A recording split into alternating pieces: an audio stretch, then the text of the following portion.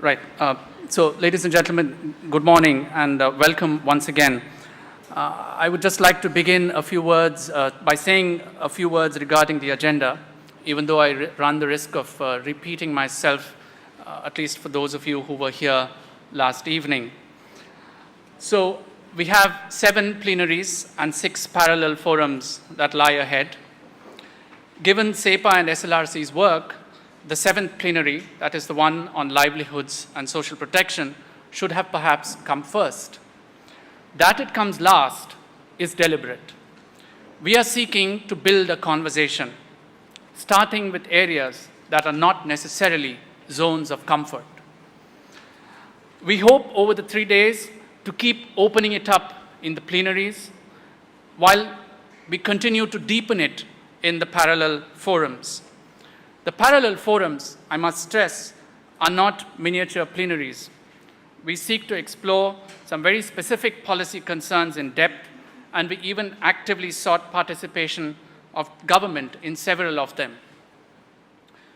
We hope on day 3 to start tying it up after lunch, and I very specifically want to thank Malati Dialvis, Vagisha Gunasekara, and Pradeep Piris for taking on the task of bringing together provocations and reflections, thus enabling us to look back in order that we may look ahead. We have asked many of our Sri Lankan presenters to go beyond Sri Lanka and asked our guests from outside to try to relate their own insights to Sri Lanka to the extent that they can. I have spoken about panels, but I have to admit that rather than merely fit people into panels, we have tried to look at ways to challenge speakers themselves and in turn inviting them to challenge us. In many cases, there were no neat fits, and indeed none were sought. Not only is it an ambitious agenda, but it is also one that we, a very heterogeneous gathering, need to deliver together. And that is going to be a challenge, because spaces such as these already pose some risks. Far too often, opinions are mistaken for knowledge. The comfort of known ideas and familiar people are sought over new, challenging intellectual and personal encounters. And presentation skills and linguistic performance are often seen trumping labored substance and tentatively voiced insights. If I am seen as striking a skeptical note, and indeed I am, it is because I urge us to commit to avoiding these pitfalls. Let us not be seduced by performance or distracted into impatience by the lack thereof. It is important for me to stress that more than anything else, SEPA views this symposium as a forum for an exchange of ideas. It is an opportunity for all of us to bring not only our insights and questions from whatever and wherever we are engaged in, be it scholarship, research, activism, policy advocacy, but also to bring our politics grounded in knowledge and evidence to these discussions. But I hope all of us will do so in the spirit of creating a space that nurtures an inclusive, free, fair, frank, and fearless listening and sharing, rather than using the space to grandstand our own opinions. Our chairpersons, therefore, have an important role to play in keeping us focused and maintaining the integrity of the discussions. We urge all chairs to be proactive in this regard and also in terms of keeping time. One small step in the direction of being inclusive in our conversation is the facility for interpretation, though, unfortunately, due to technical reasons, it is only available in this hall. Please speak steadily to enable our interpreters to keep pace. Equally important towards being inclusive and fair is for all of us to respect the time of others to speak, and this I cannot stress enough. So, we have a lot to do over the next 3 days, and largely in this here windowless room. But just beyond these walls lie beckoning gardens and shady paths, crafted and manicured with military precision. And just beyond them are shining and popular, but nevertheless contested exemplars of Sri Lanka's own post-war development. And beyond that are many, many other worlds spanning the breadth of Asia and Africa, all or a lot of which we need to bring into this room. In doing so, we need to be mindful, alert, and sensitive, and at the same time, not be stifled by entrenched opinions, anxieties, or fears, which we hold or share with others. I wish us all good luck.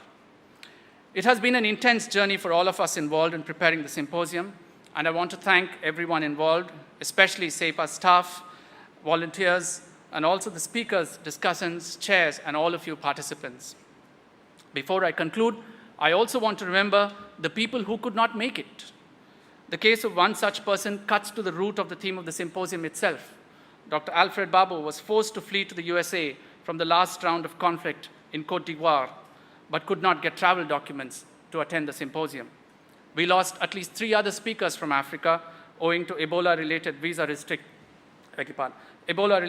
restrictions or lack of funding.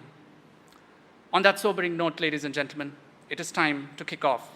There is perhaps no better way to begin than by exploring the broader discursive realities that underpin the construction of war, peace, development, and the relationships or nexus between conflict or security on the one hand and development on the other, and the challenge of dealing with their legacies. Thank you, ladies and gentlemen. Paul, the floor is yours.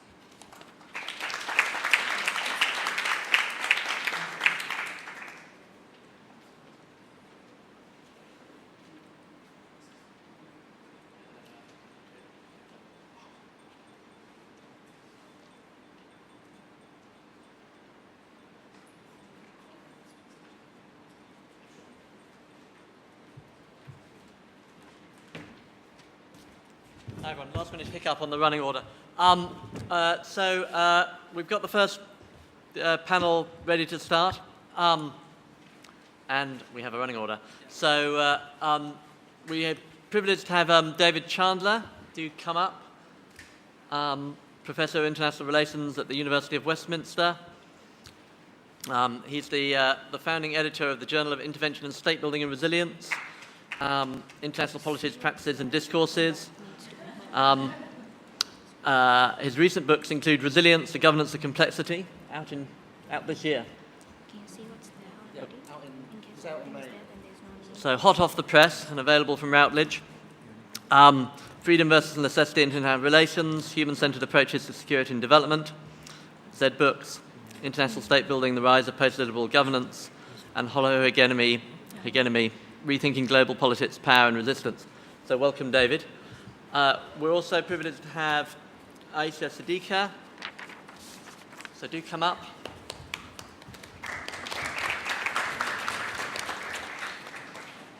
Aisha is an independent social scientist and author of 2 books on political economy of the military. She has a PhD in war studies from King's College London, was a fellow at the Woodrow Wilson International Centre for Scholars, the Bonn International Centre for Conversion, and Sandia National Laboratories, New Mexico.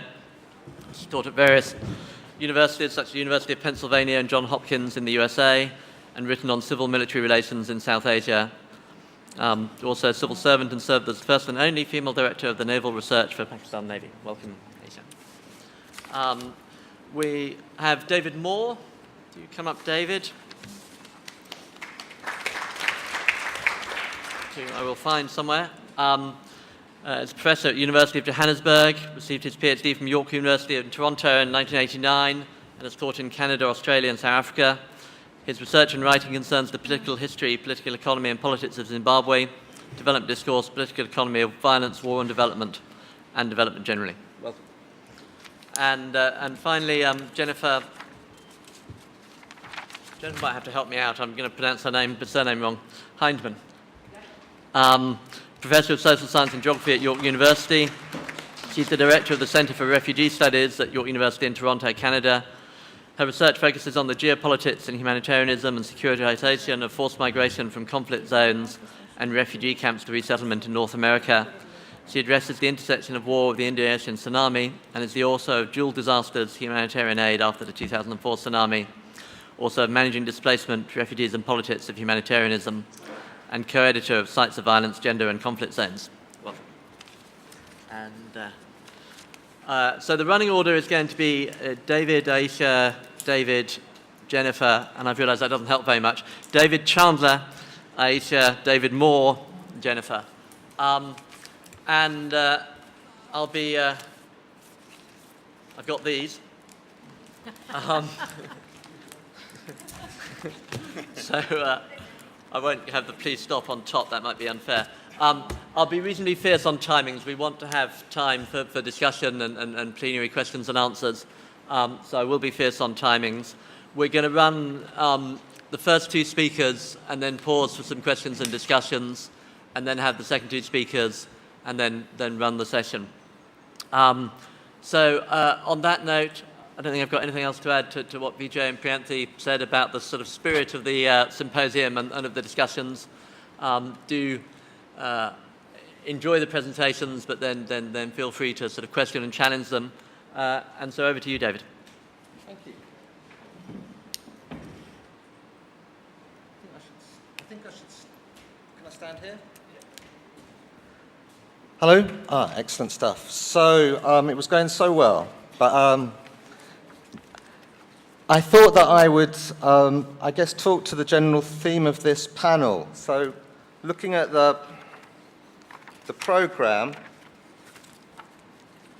in terms of this particular panel, the key questions are: what do critical understandings of the so-called nexus between conflict and poverty, or development and security, imply for rethinking post-war development? Let's just start with that, because I think that's a pretty big question to begin with. So I think I want to do three things in my talk. Firstly, what is this critical understanding? I don't think that's obvious. What are the implications of this critical understanding for the security and development nexus, or conflict-poverty nexus, whatever that is? And I guess, what are the implications of those implications more broadly when we think about post-conflict reconstruction? So that's three things to do in 20 minutes. We'll see how we get on. So what is the critical understanding of the so-called nexus between conflict and poverty and development and security? What are we doing if we were being critical of these policies? Now, it may be that I have a one-sided approach. I'm an academic involved in international relations in Great Britain. So you have to bear with me. It may be that everything I'm going to talk about might seem strange and alien and not relevant. But I can only do what I can do. And we can just share our different views, and that's all fine. So in my tiny world, people are very critical of international work around conflict, security, development, democracy, everything. People are so critical all the time. And even policymakers are critical. I have never read a policy good news document. And even when it seems like there's good news, they say, these are the lessons learned. You might have come across those. And you might think, hey, we've learned something. Some of that money, millions and billions of whatever monies around the world since the end of the Cold War, has been useful. Finally, we've learned something.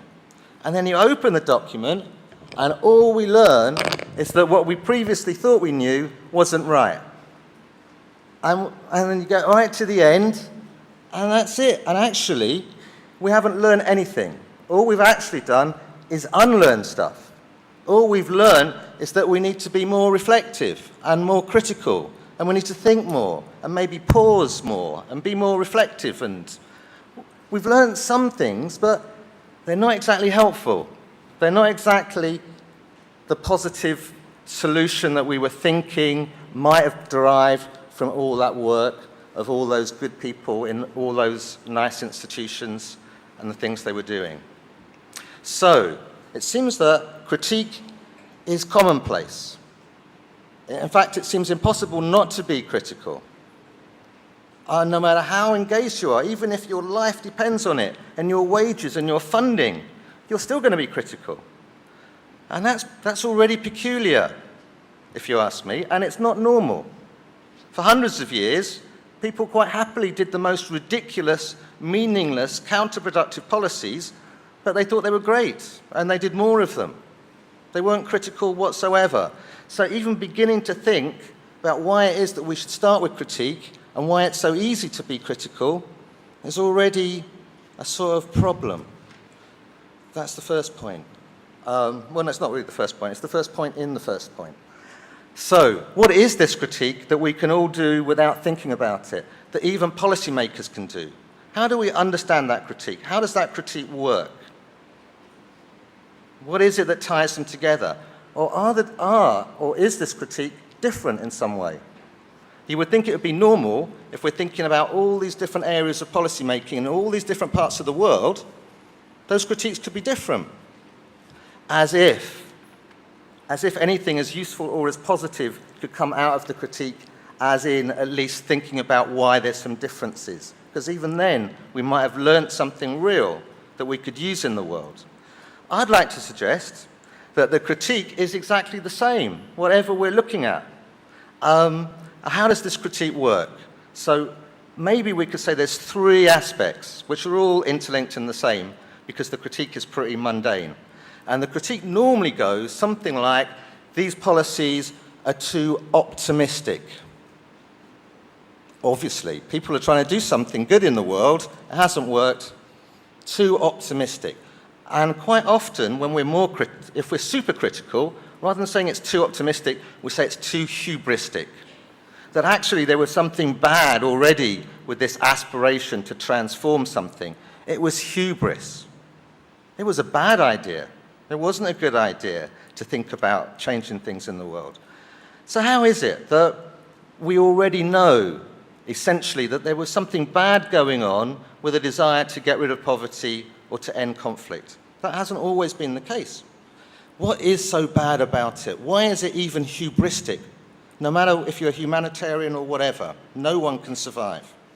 So, the second level, underneath that idea of over-optimistic hubris, is generally a problem of the minds of those people.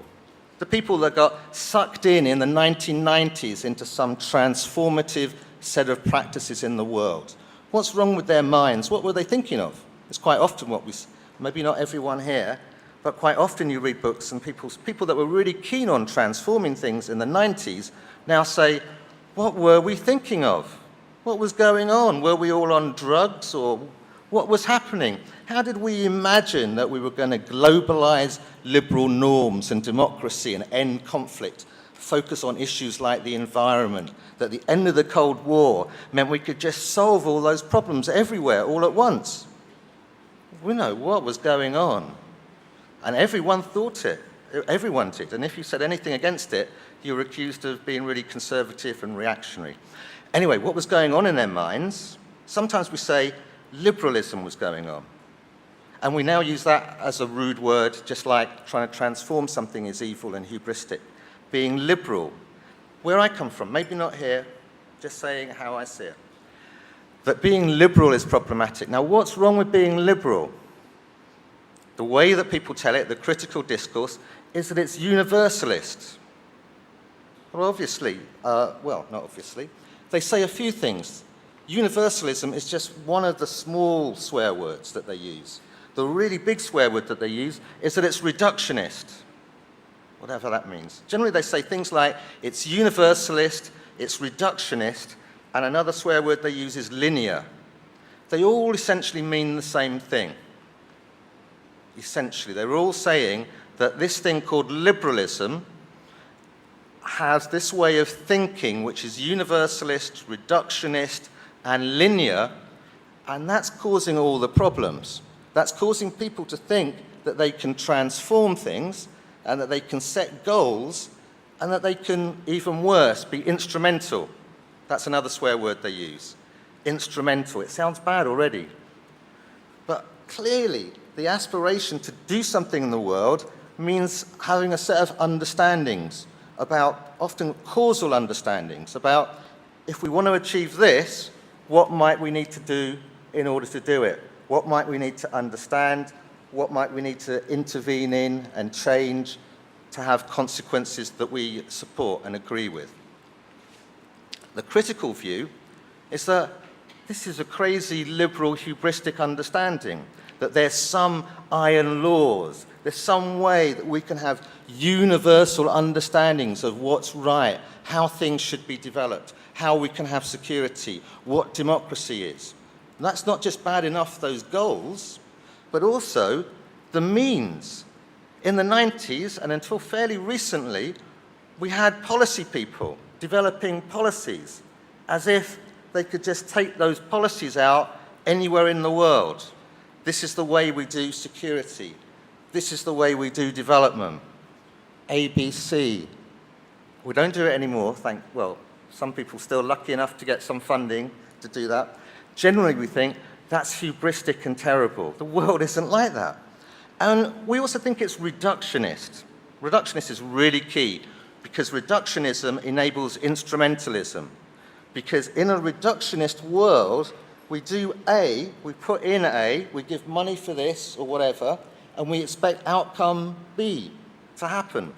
As if we lived in a world that was reduced to we do this, this happens.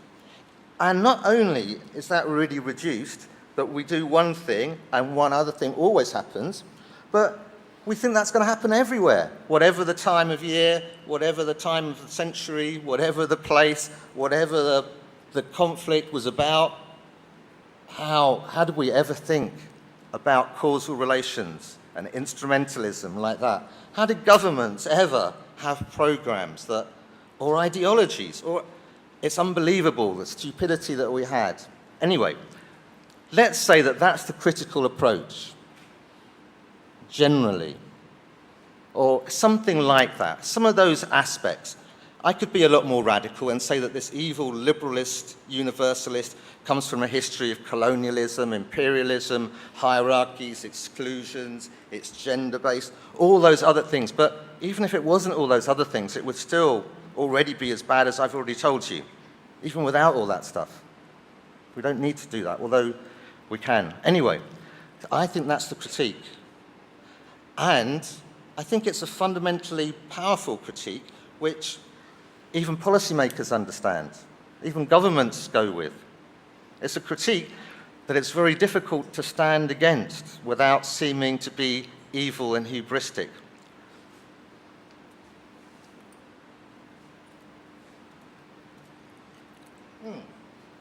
However, as we've got a conference that denies that critique exists, or that at least implicitly implies that we can still do things in the world, there may be a possibility of having a discussion about why that critique isn't correct. I would like to hear that, because I have been struggling for some time with my colleagues on why that critique isn't correct and why it's problematic. And my colleagues just accuse me of being old-fashioned or Eurocentric or whatever it is. Anyway, so I think that's the critique. So the second bit is I think less interesting. What are the implications of this critique for the security development nexus or the conflict poverty nexus? My God, I'm just warming up. I'm only on part 2. I've got 5 minutes left. Good job this bit is less interesting, I think. I mean, we don't even know what is this conflict poverty security development nexus. All we know is that in the old days of really liberal universalist reductionist stuff, we could do security just on its own. We had a whole set of separate policies. We're interested in security, we're security experts, these are the stuff we're going to put in and expect that to come out. And we had development experts. That was different. And humanitarian, everything was separated in the old days. Humanitarianism was here, politics was here, development was there. We had people that specialized. Hard to believe. We thought all these things were separate and we could do them separately. That's super reductionism, but we thought it was normal. Anyway, then we had a discovery of a nexus. There was connections, interrelationships, amazing stuff. And we discovered this in the 90s. And we said, we can't just do security like that because there's relationships with development. If people are poor, maybe conflict entrepreneurs will incite conflict or whatever. And if the conflict is happening, maybe it undermines development. A lot of discussion.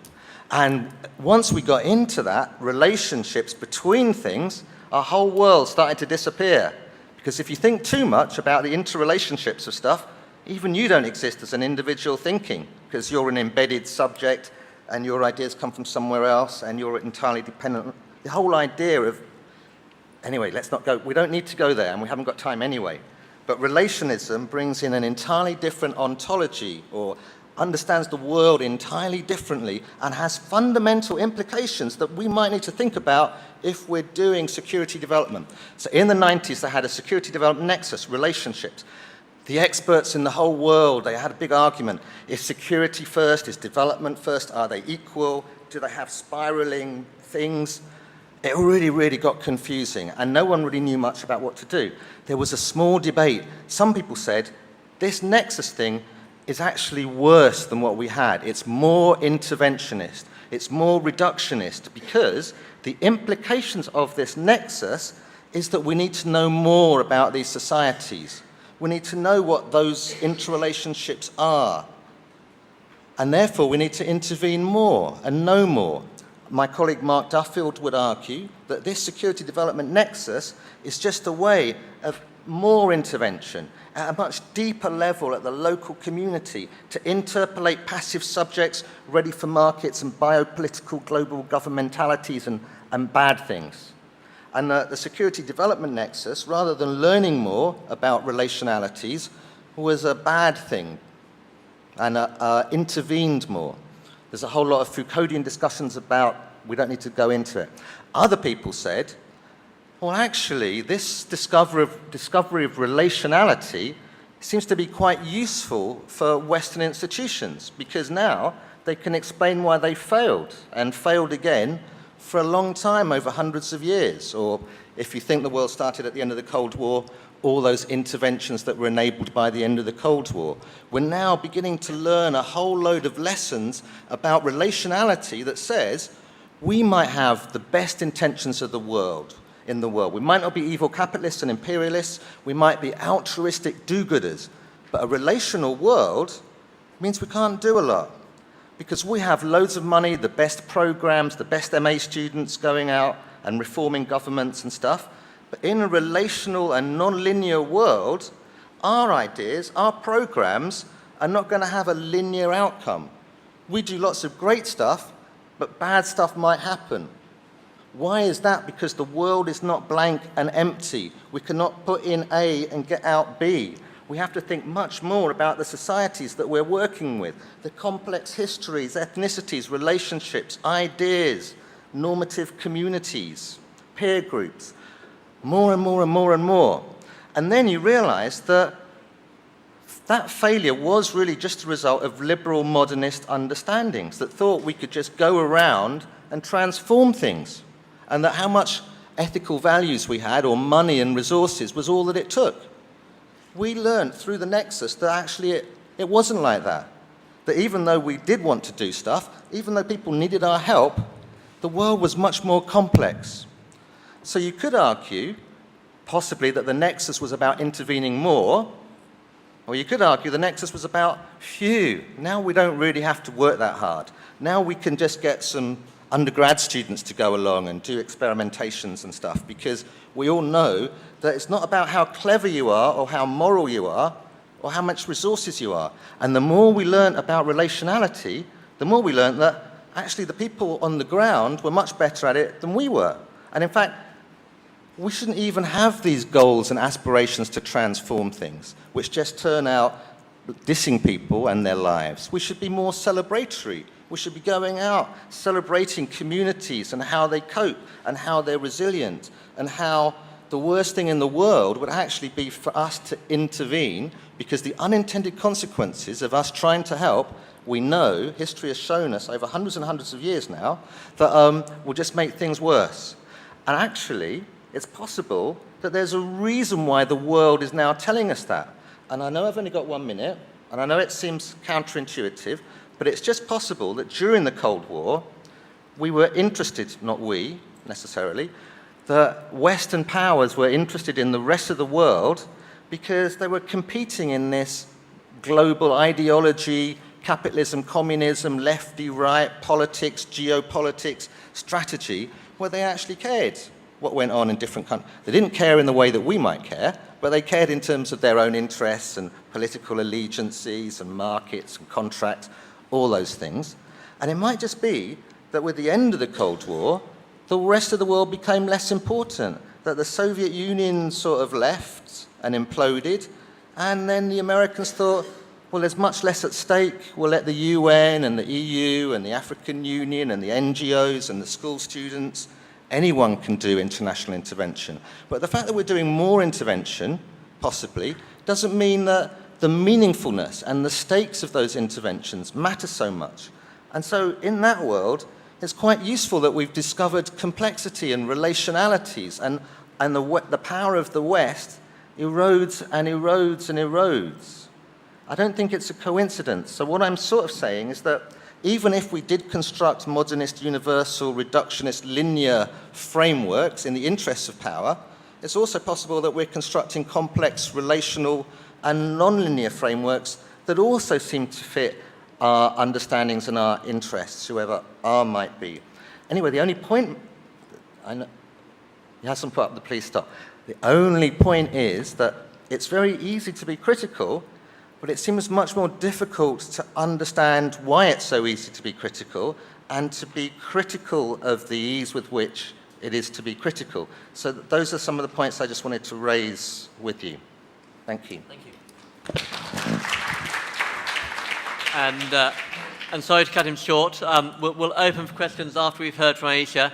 Just to wake everyone up on a Monday morning, I internally was practicing my whole new sort of swearing vocabulary that David's just given us.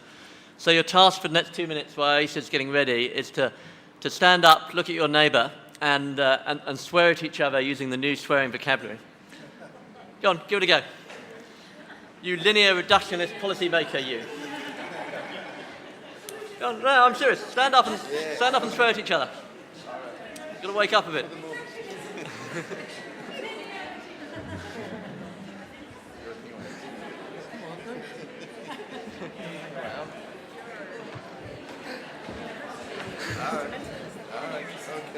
You're a relativist. Very good. I'll do it. Okay, I'm not sure you quite got that yet. You'll have to practice a bit in the break. But we've got a moment more. You can carry on swearing at each other. We're just getting the presentation up. Yep.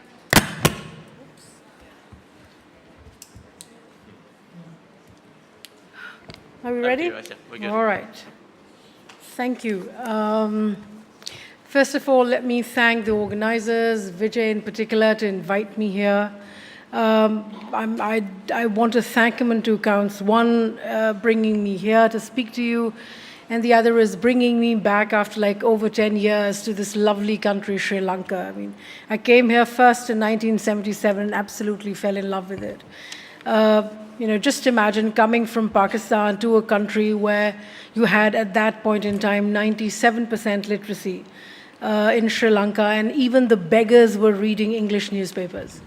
So we were very impressed. But again, Sri Lanka, like other South Asian states, denotes a critical example of how systems can unravel.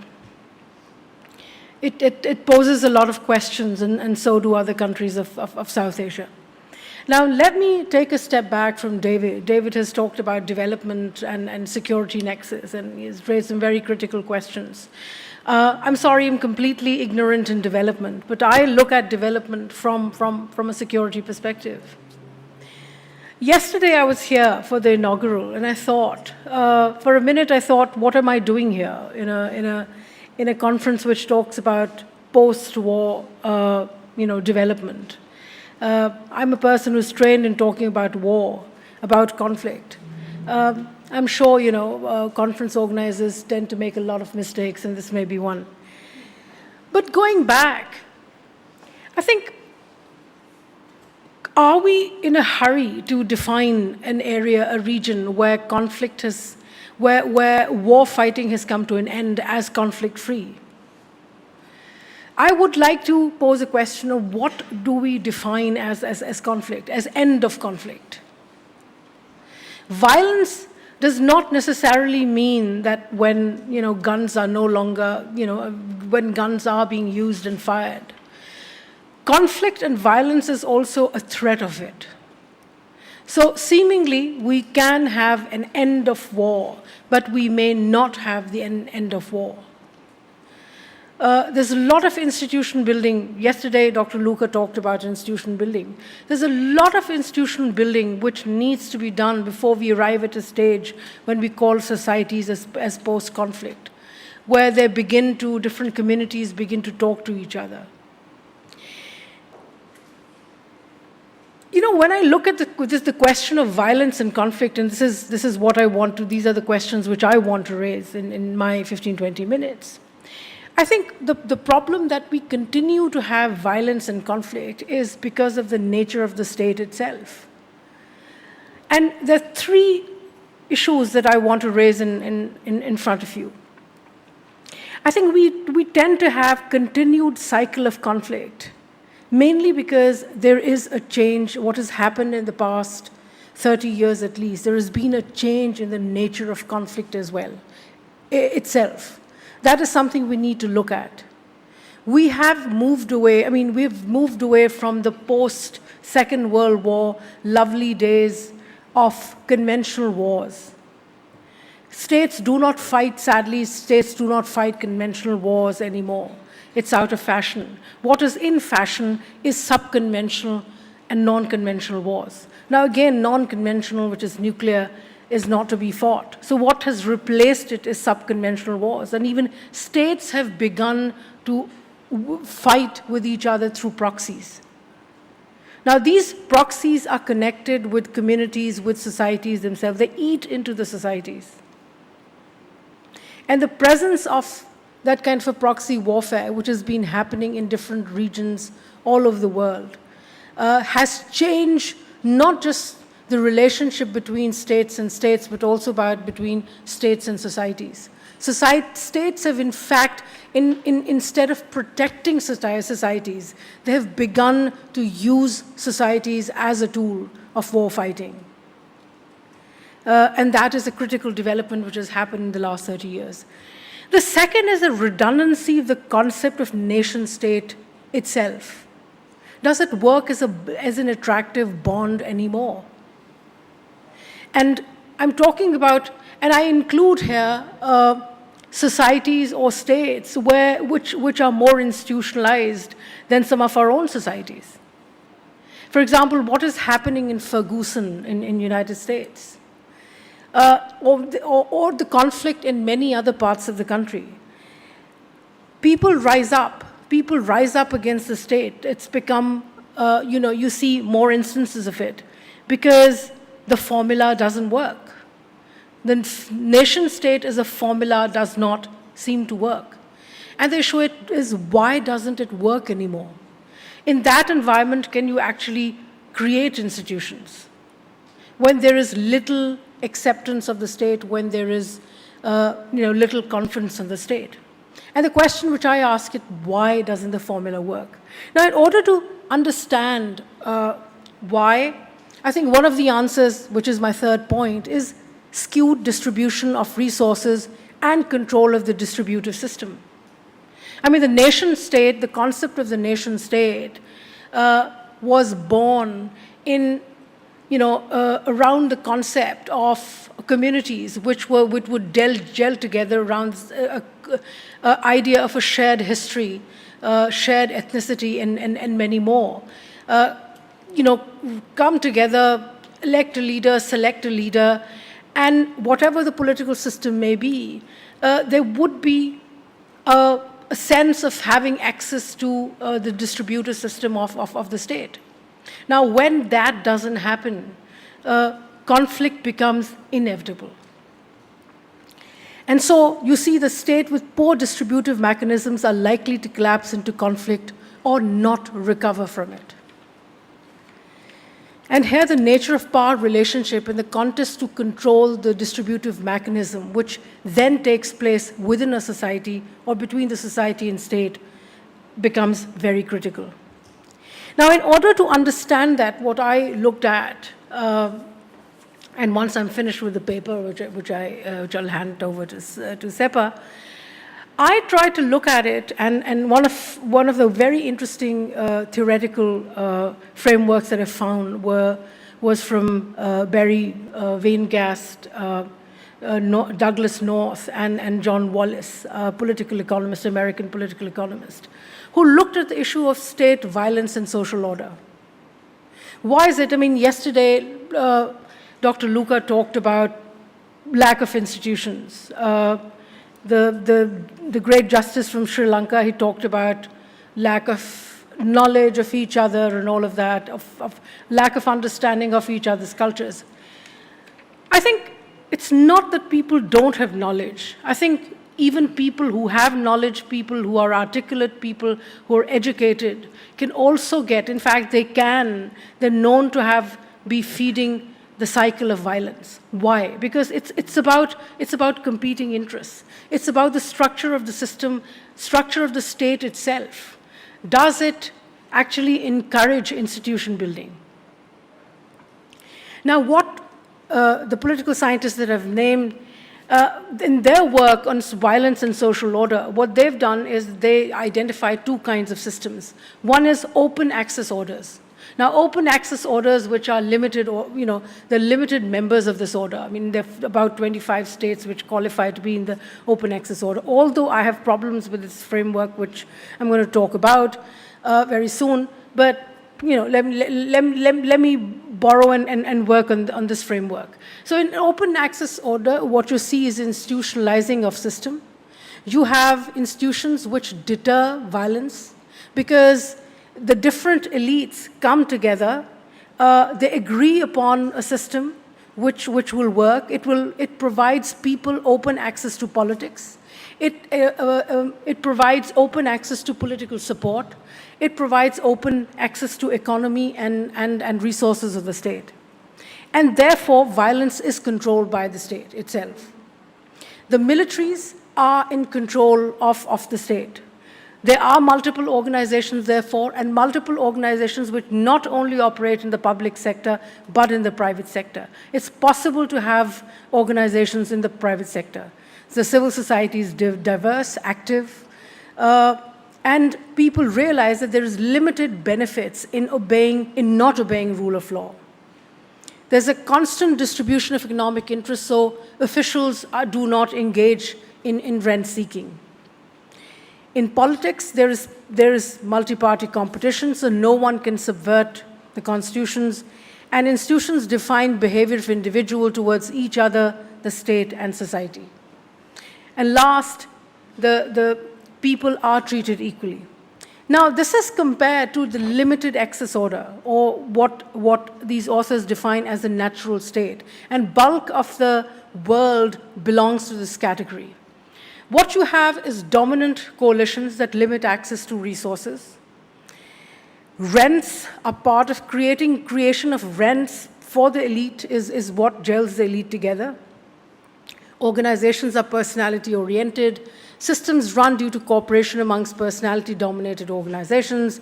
State is one of the organizations amongst the different organizations. It's not the paramount. Power of an individual is proportional to the coalition he or she heads. So if you dominate, if you control institutions of violence and oppression, then you have, naturally, your power multiplies. Regime is supported if there is good understanding between the elite. It gives out exclusive privileges. Violence is used within this client network to extract rents and enhance power. Limited organization, control of economic opportunities. It's not a specific set of religious, political, economic institutions, but a fundamental way of organizing society. Builds on personal relationships, and in large societies, personal interests are tied in a web of individual interests. It's very personality-oriented. Now, the variation which I do with this framework is that at times, personality, even certain institutions, can become what personalities are. They can take the role of a personality. Individuals can turn into fraternities, and powerful fraternities can dominate the distributive system. There's a patron-client network which becomes strong, It's a very patronage-based form of politics. The non-elite exists through these patronage networks. There's a hierarchy of elite relationship in which smaller elites know one another through personal contacts. Clients prefer patrons embedded in large set of social arrangement, which increases rents. And most important, organized religion is a source of rent seeking. And religious organizations provide privileges, they guarantee privileges of the elite. Religion is also constrained to both elite and non-elite, and military is again another source of rent. Natural states create and manipulate interests to ensure social order, and the work identifies three types of natural states: fragile, basic, and mature. I just looked at South Asia, and what I found, just a very quick look at this table. So we have a sense of where we belong. Oops. Yeah. Now, a fragile natural state is very unstable and weak. There's constant contestation between elite for control of state. Institutions do not have stable structures. Elite negotiate unsuccessfully within a state structure. Violence in patron-client relationship is fundamental for elite negotiation. Shocks can often lead to power rearrangement. Capable of containing, even a fragile natural state can contain violence, but people can risk death when they make political mistakes. Unable to conduct structured foreign policy, that's one of. Then again, basic natural state, which is the second one, they have far more structure to it, far more institutions.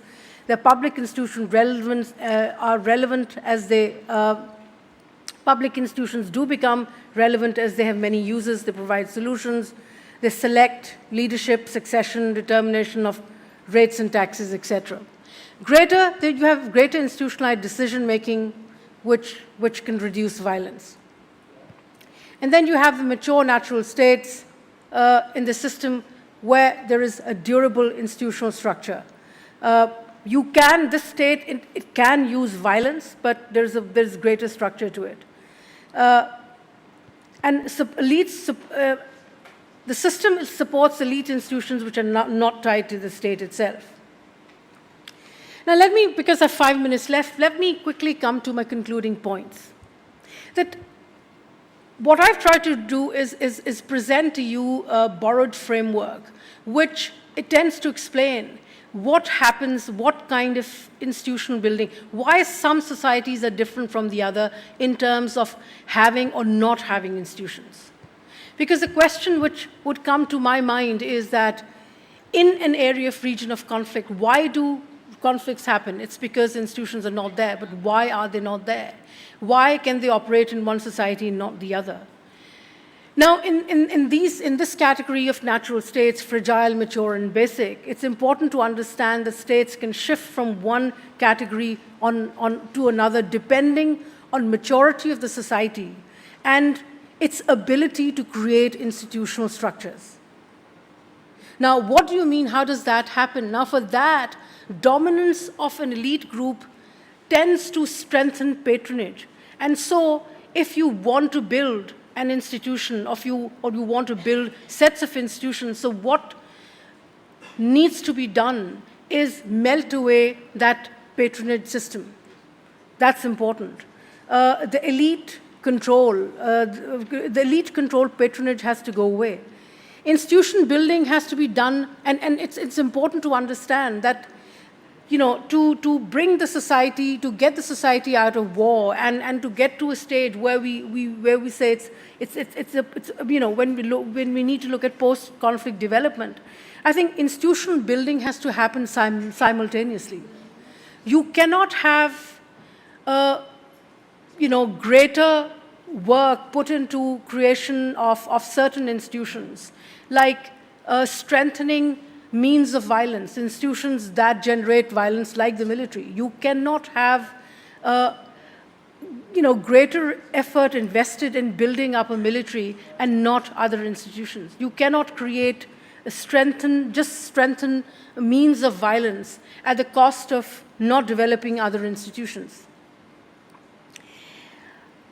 Use of military, in these conditions, the use of military to enhance the power of the state, in fact, has an opposite effect. It creates greater oppression, greater violence, and continuous conflict. There has to be the dialogue.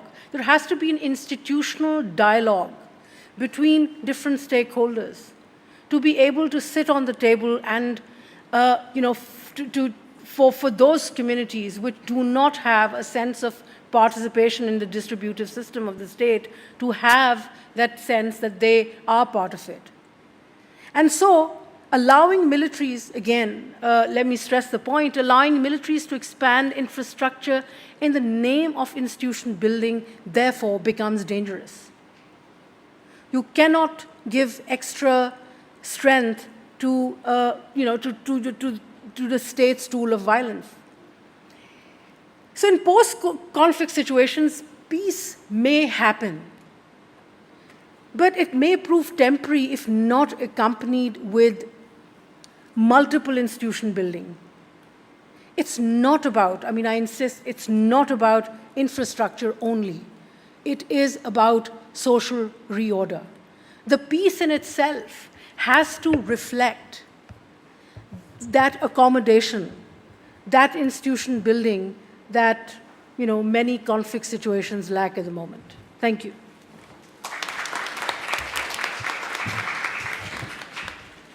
Thank you, Aisha. Right, so let's have a round of 3 or 4 questions, to which we'll then ask Aisha and David to respond to, and we'll see how long that takes. We might have 1 or 2 rounds of that. So if people can put their hands up, if when you ask the question, either shout or do we have mics? Okay. So someone will try and find you with a mic. And do say your name and your sort of organisational affiliation if you have one before you start your question. So we've got Bisnu at the front here, and then keep other hands up so I can collect 1 or 2. There we go. Yeah, I've got a couple there, so we're good. Bisnu, over to you with a mic coming up behind you. The might or might not be on.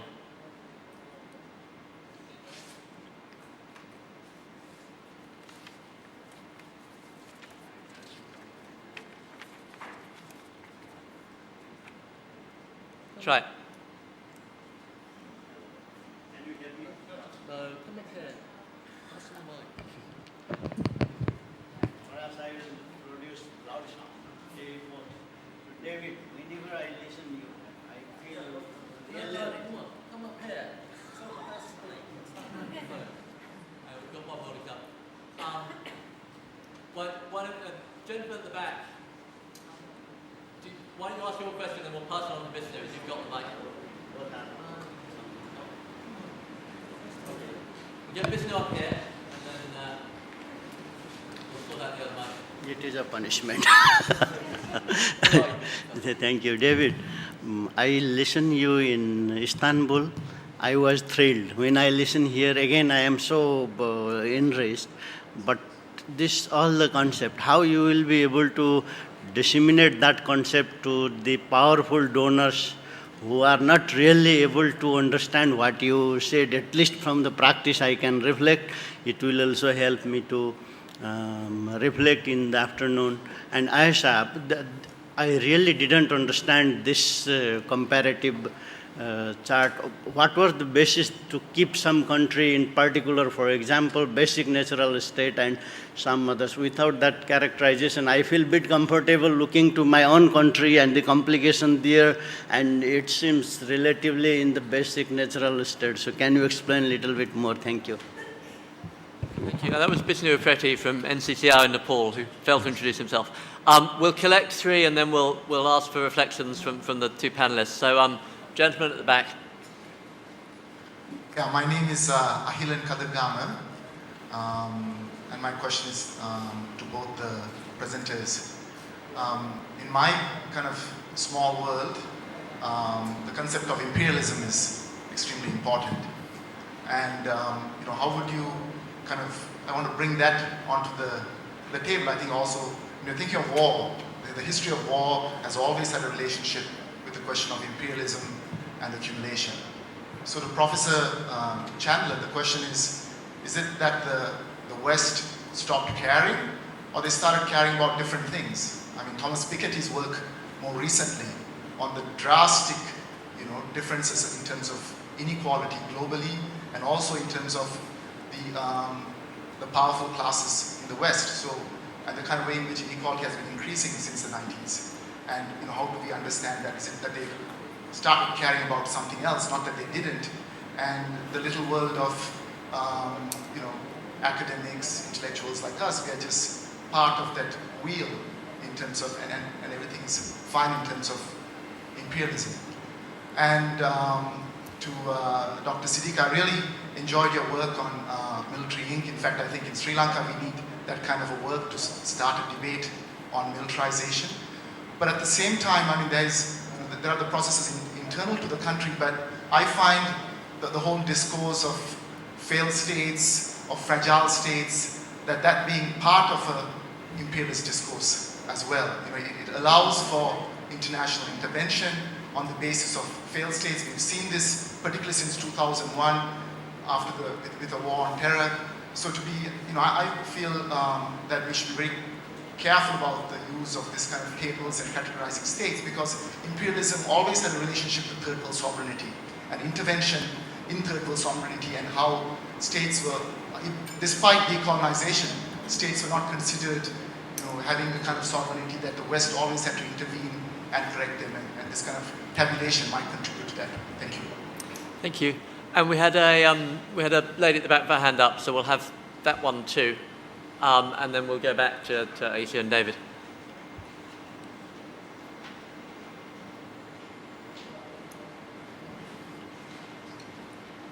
Hi, my name is Anar, and I work with Okapi Research and Advisory in India. We work on social innovation and social entrepreneurship in South Asia. So my question comes from more of an economic development perspective. Have you seen cases of zones which are more economically thriving being more resistant to violence? And if they're not, or if they turn up being fragile, what are the institutions that are to fail first? Did you get that? I didn't, so just give it to me one more time. Okay, I'll give it one more shot. When you see conflict in a zone which is economically thriving, for example, Karachi, what are the institutions that are first to fail? And not the institutions that are most to be affected. Got you. Thank you. Apologies for being dense. Right, David and Aisha, back to you. David first as you're up, and then Aisha. Good questions. And there's so little time to even properly address one question.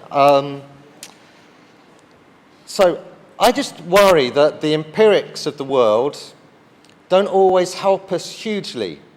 And empirically, it's difficult to tell the difference between imperialism at a new, more voracious and interventionist level, and a withdrawal of the meaningfulness of conflict.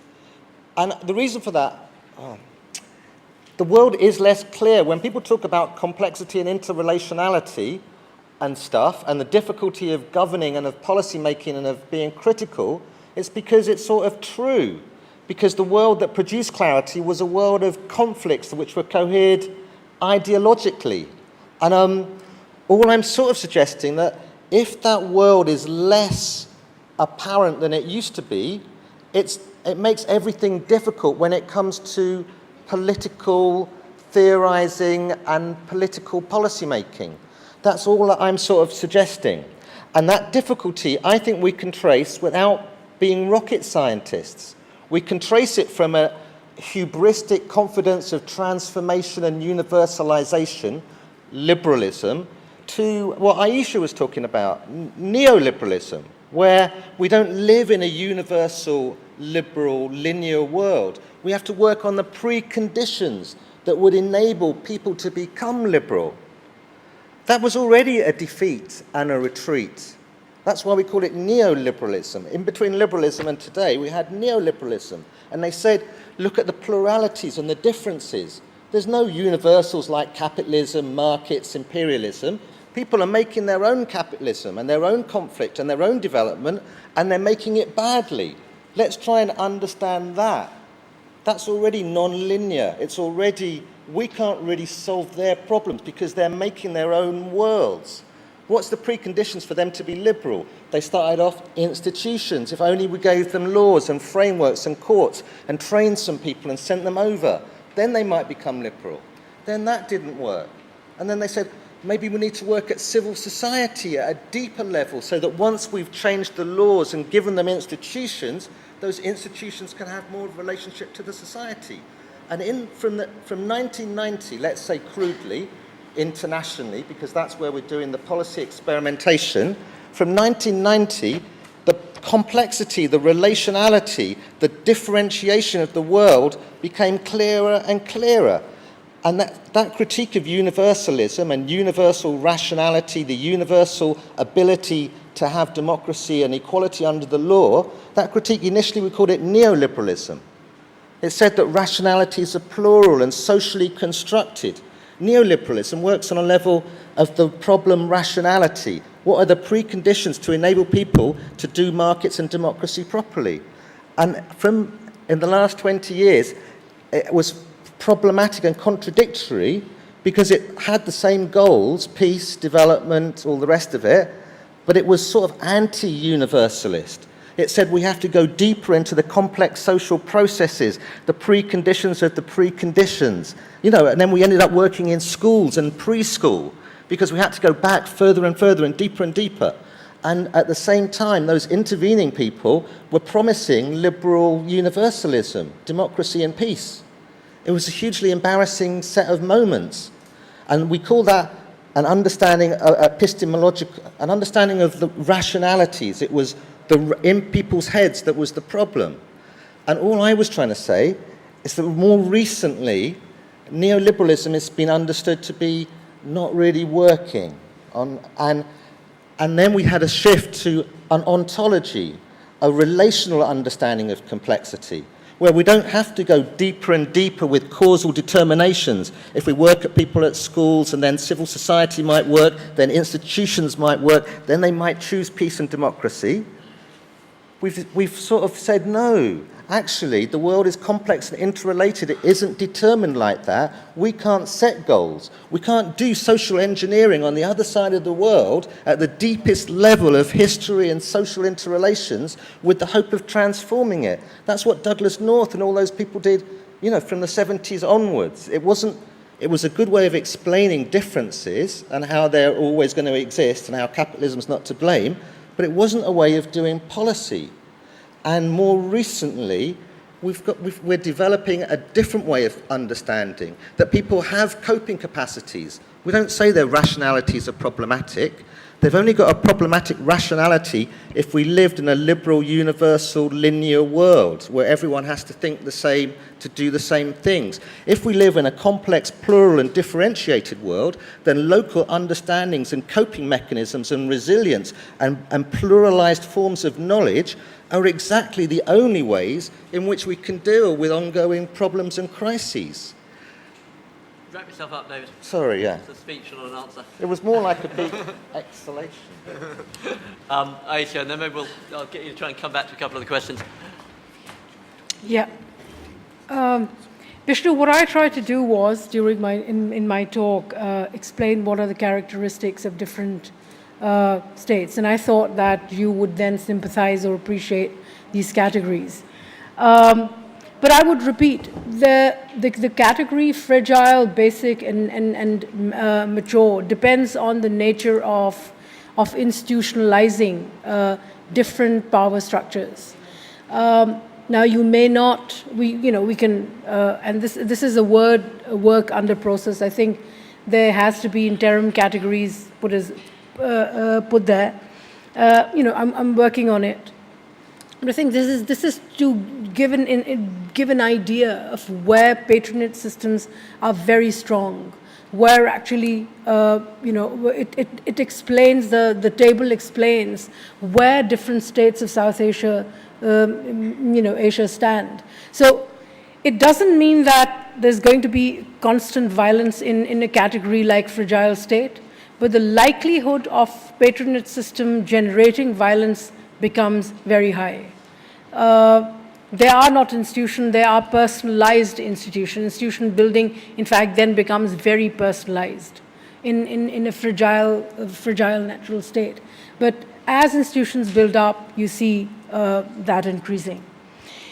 Talking about imperialism and categories, see, sadly, what we need to realize is that constantly looking outside and saying, we do not fit in a category because if we do try to put ourselves in a box, based on our own capacities, an assessment of our own capacities, how good we are, then there's going to be an intervention.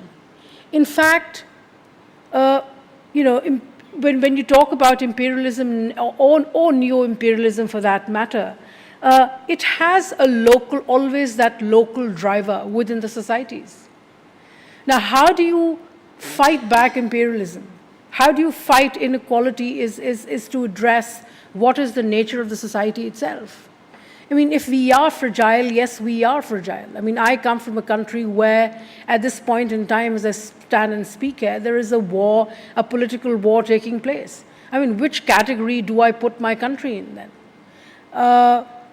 It is unfortunately a state where, institutional mechanisms have not developed. Institutional mechanisms, now we can say that this is a framework which has been given to, by others, by imperialist forces to judge us and then intervene. But I think when states are weak enough, then intervention would be possible, even if it's, imperialism or lack of it.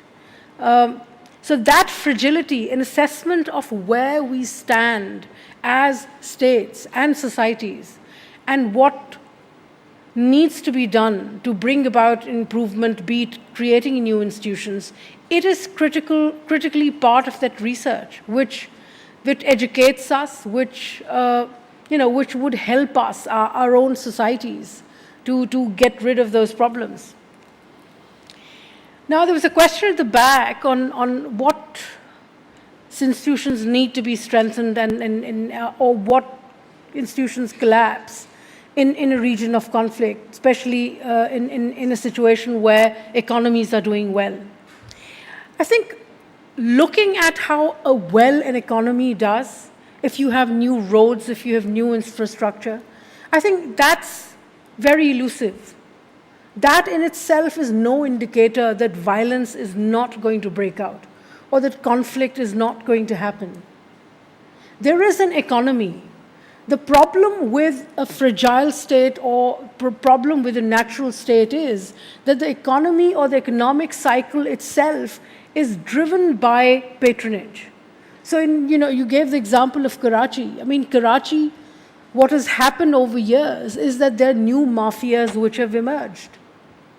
See, elites are constantly either renegotiating power amongst themselves, or new elites are being created which then tend to want more power. Now, because institutions are not there, therefore they use conflict and violence to enhance their power. That's the problem with the natural state. So Karachi can have a good economy. It can claim to, for example, provide 75% of revenues. Yet the problem is that internally, the internal dynamics of that economic resource generation is that it is dependent on mafias.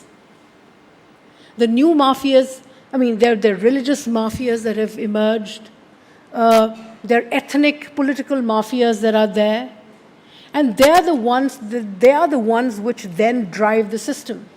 So it's beneficial, but the transaction cost in this case becomes extremely high. I mean, if you look at Karachi and you're talking about institution destruction or institution building, the cost has at this point in time become so high, the transaction cost, that big businesses are actually moving out. There were times when actually people were coming into Sri Lanka. Pakistani big business was purchasing properties, they were coming to Sri Lanka, they're going to Brazil, any place, other place, which does not then stifle natural competition. That's one, and where the transaction cost is less. So one of the indicators, when you say institutions, I think one of the indicators of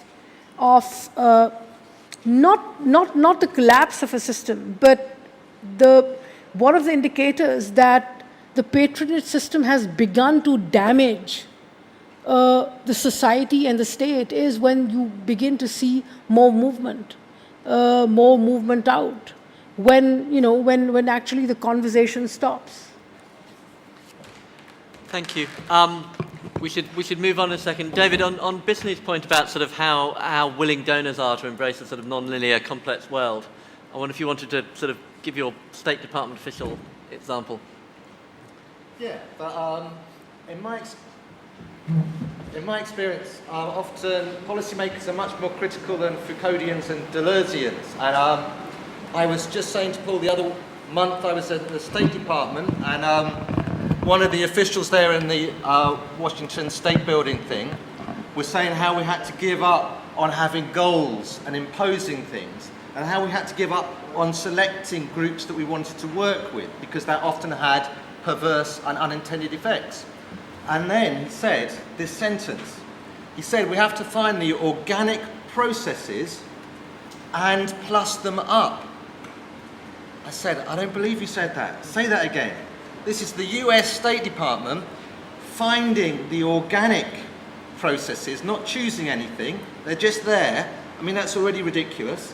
And then plussing them up, not having a goal of peace, because clearly in a more complex world, the only goal can be developing the agency of people themselves. You can't say you have to do these things or we're going to help you.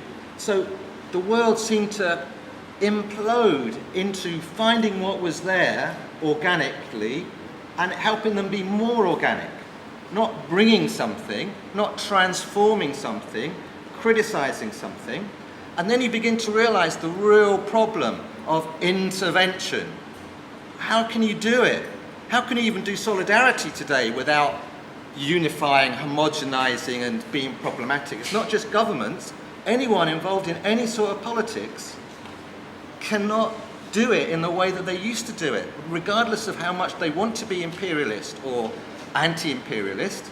The world is just not amenable to it. Thank you. Can I just Yep. just 1 second? 1 second. Just very quick second. See, in fact, if you talk about imperialism, the donor-driven intervention itself is a form of imperialism. Because what David was talking about, I mean, one experiences it in different parts of the world. I've seen it in South Asia. That donors are always in a hurry to bring results to the table. And because of that, they then tend to actually impose an imagination of the society itself. That, I think, is a worse form of intervention, of imperialism, because it then dabbles with changing the way, changing the narrative and the intellectual discourse through which societies look at themselves. Thank you. It's huge riches now and huge things that would be nice to explore more.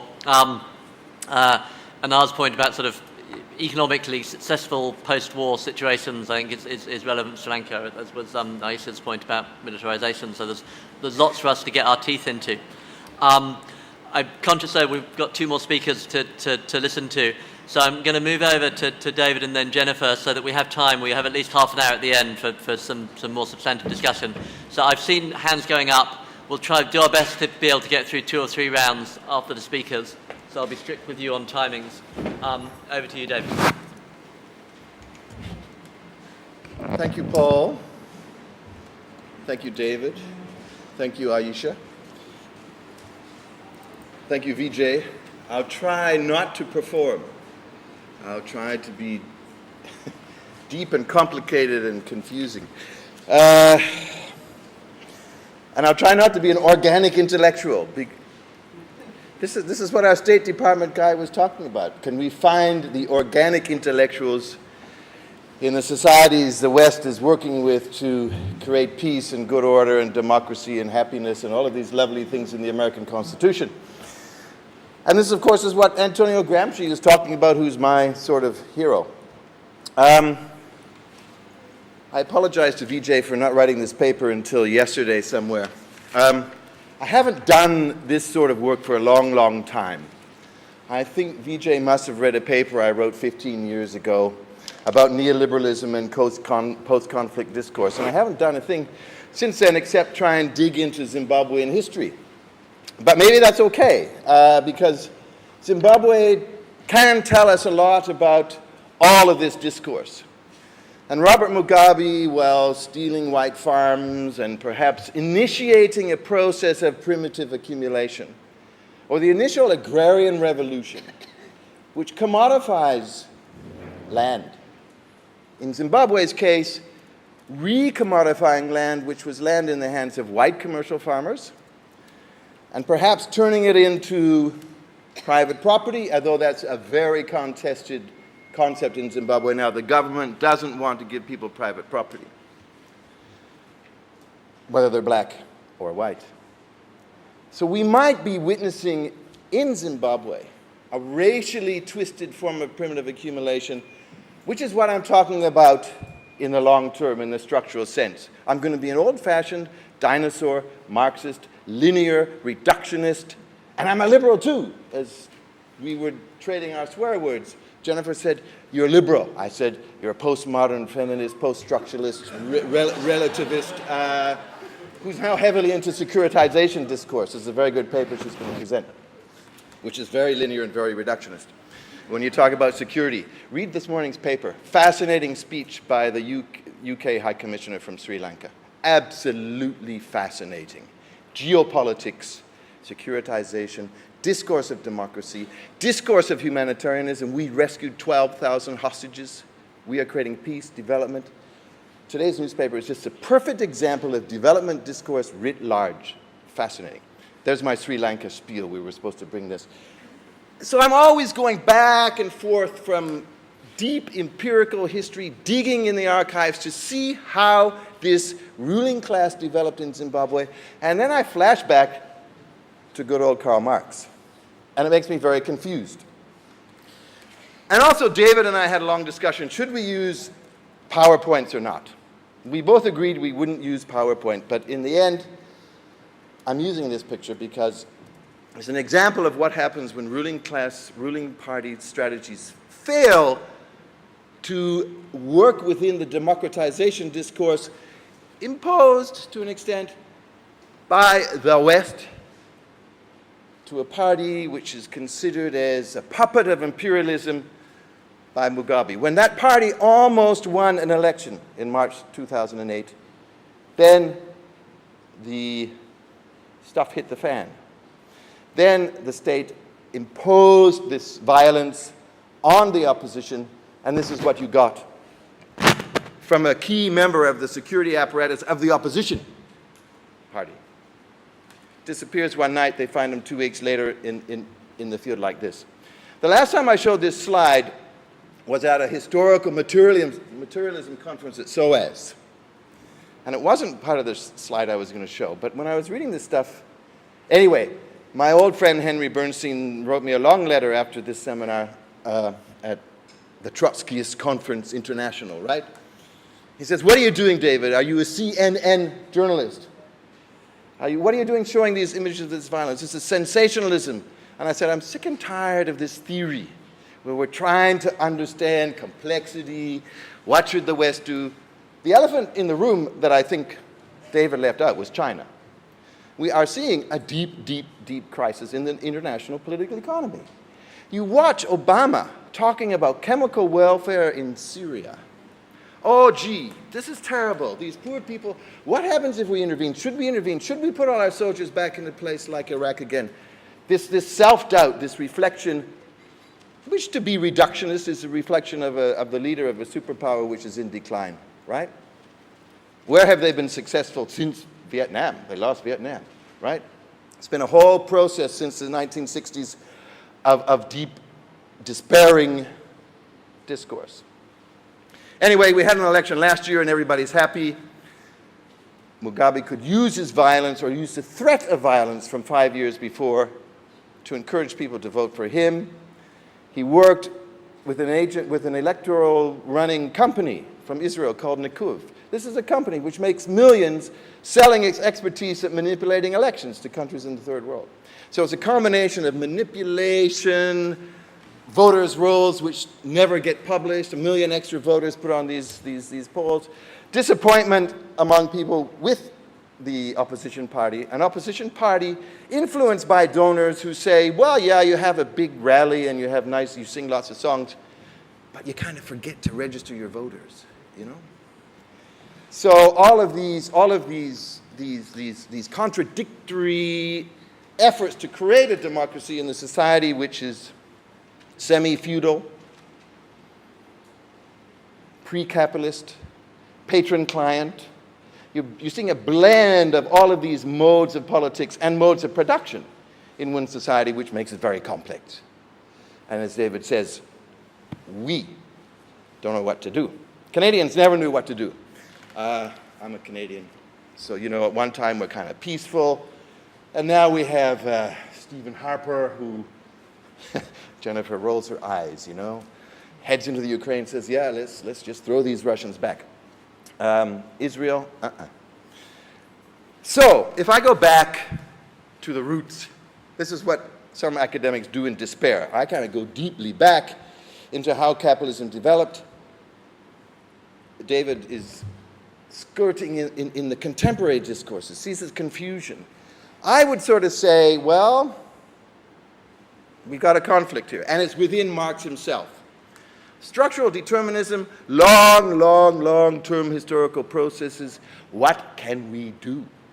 What can we liberals, and I hope I'll get time to discuss what a liberal means today. What do liberals, what do NGO activists, what do the organic intellectuals of a decent society want to do? How can you affect history without screwing it up so much that you create a mess, a blowback? Goes right back to Afghanistan, right?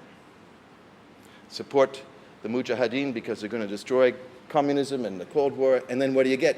You get the other war, which is one of the other contradictions which is in the heads of all of these security development people.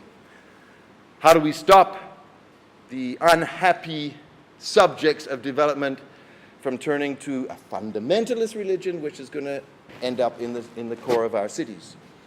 I was in London when the underground bomb went off. It was very ironic, those of us who are left-wing academics. The night before the bomb went off, Terry Eagleton was giving a lecture on the terror of the bourgeois order, the terror of the transformation to liberalism, the terror of the French Revolution, how that stuck in the head of all the writers and actors at that time. The next morning, the bomb went off. And we had to go by car instead of subway down to SOAS, where we were going. And Terry, I think, made it back to Manchester the night before. So we've got this, and again, to get me back into Zimbabwe, which is I was just there before I came here, so I can't get it out of my head. We have sort of the icon of Zimbabwean history here, the dean of Zimbabwe history, the kingmaker of Zimbabwean historians and political scientists, Terry Ranger. He's writing back. He's remembering the days in the heady late 1950s and early 60s when he was the first radical liberal academic to teach at University of Rhodesia and Nyasaland at the time. And he's engaging with these bright, dynamic, the first lawyer, the first black lawyer, the first black doctor, the first political modern generation to come out of Rhodesia at the time. And he's just so bloody happy about being involved in that process that he doesn't want to remember the mess that came up later.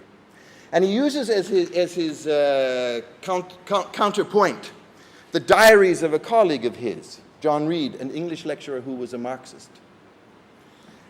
And he also uses John Reed to say, oh yeah, Terry Ranger gave this great speech that night and everybody was clapping and cheering and isn't he fantastic?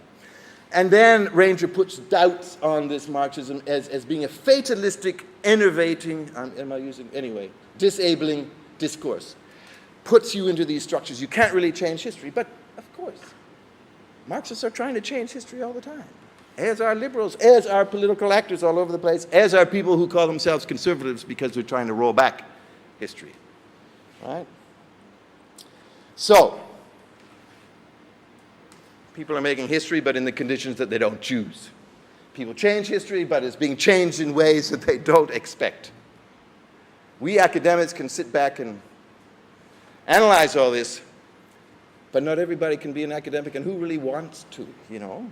I mean, I think I failed a test to be in the diplomacy service. That's why I'm an academic. Try journalism.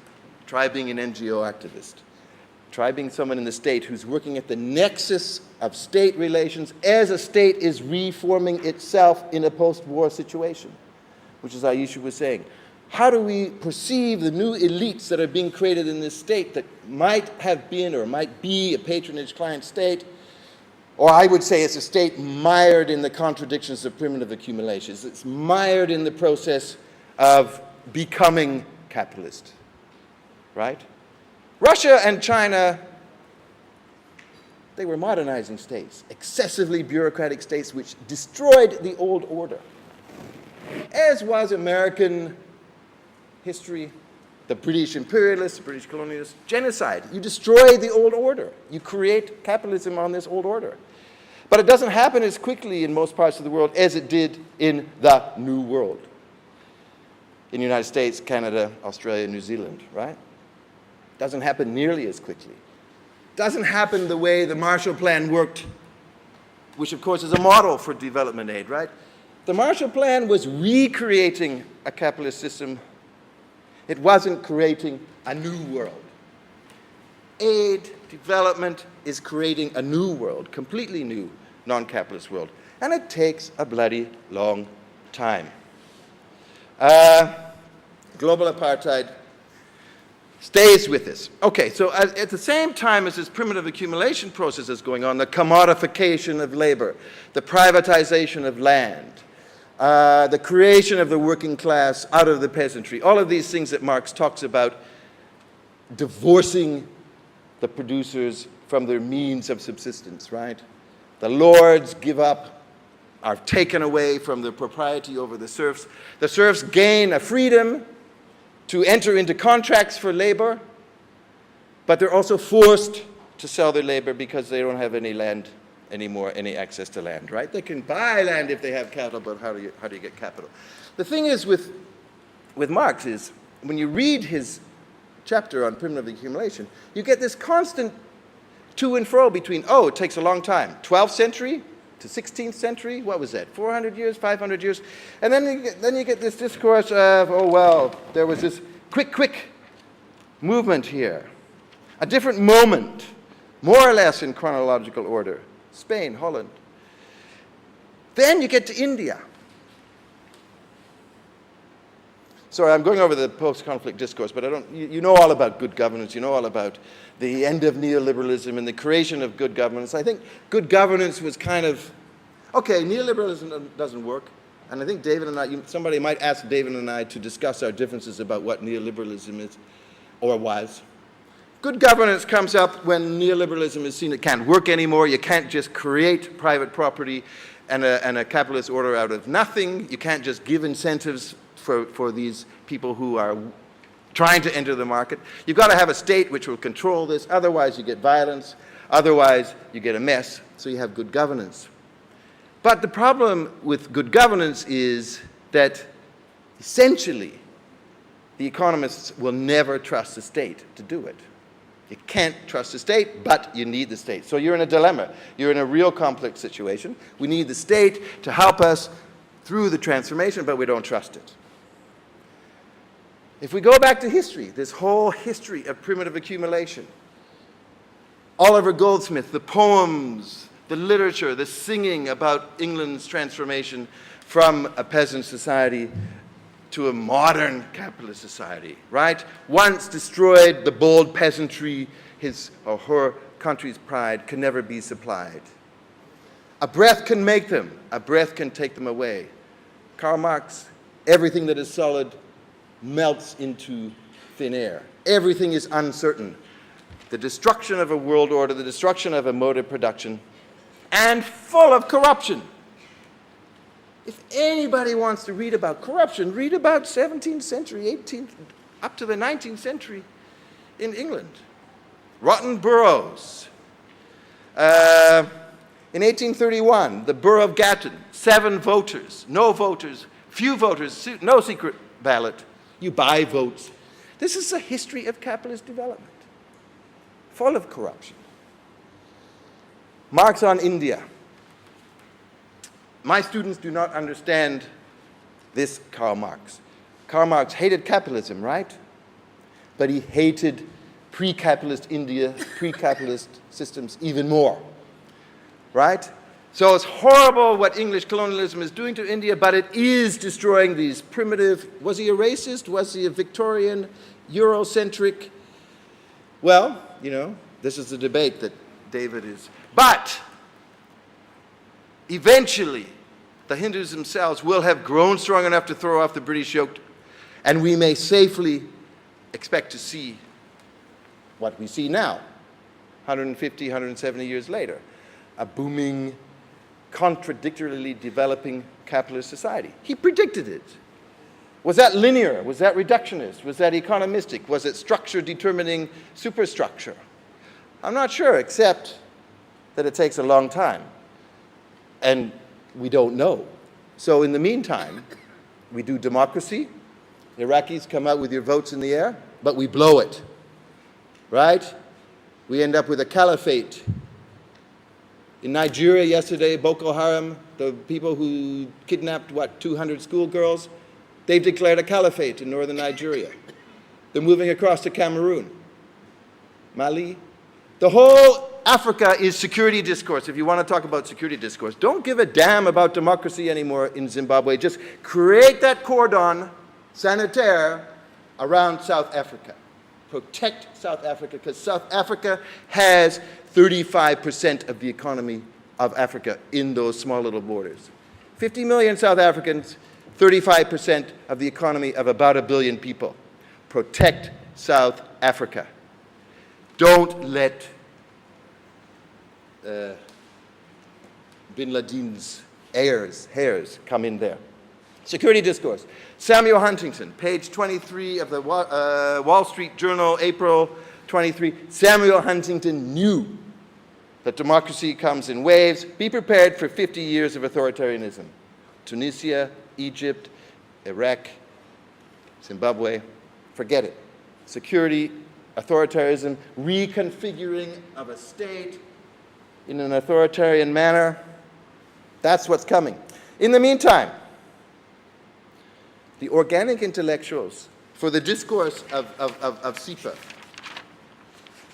which has all of these, we have to develop new constitutional and political arrangements. It's in the foreword to our program, right? Rebuild the economy, secure livelihoods, shape mechanisms for reconciliation and transitional justice, et cetera, et cetera, et cetera. The main theoretical point that I didn't make, 1 minute, right, or 10 seconds, is a book I just read about a year ago and gave it to my honor students to write papers on, is by David Priestland, called Merchants, Soldiers, and Sages. For him, the class struggle, or what he calls the caste struggle, but he obviously hasn't spent enough time in India or this part of the world. The caste struggle is the struggle between merchants, soldiers, and sages. We are the sages. All of us are the organic intellectuals trying to create a peaceful world like SIPA wants. But I'm suggesting that if you're going to figure out what's going on in your society, you're going to have to look at what Aisha was talking about, the reconfiguration of a whole social order along the lines of what Priestland is saying. Who had power? Where did the alliances between soldiers, sages, and merchants fall apart, which led to war? And it's a global process too, because we're talking about the merchants of arms as well as the merchants of sugar and spices and everything nice. So what happened to that relationship, that alliance between soldiers, sages, and merchants to create this war, and how is this alliance being reconfigured now to create something that we would like to see? So I'm just kind of suggesting that unless we get back to looking at these social forces, not just the state, but the social forces around the state, we're not going to get too far. And with that little bit of, that's the end of my spiel. Thank you. We're running a bit late, so straight over to Jennifer. Obviously, moments away from the red card, but you're there just in time. Jennifer, over to you. You need a presentation. Yeah, I just, it's here somewhere. So thank you so much. I appreciate the introduction. I would like to thank the organizers, of course, Priyanti, Vijay, and the entire team. My paper was, I think the one that you have on your jump drive is like August 27th, so also not exactly on time.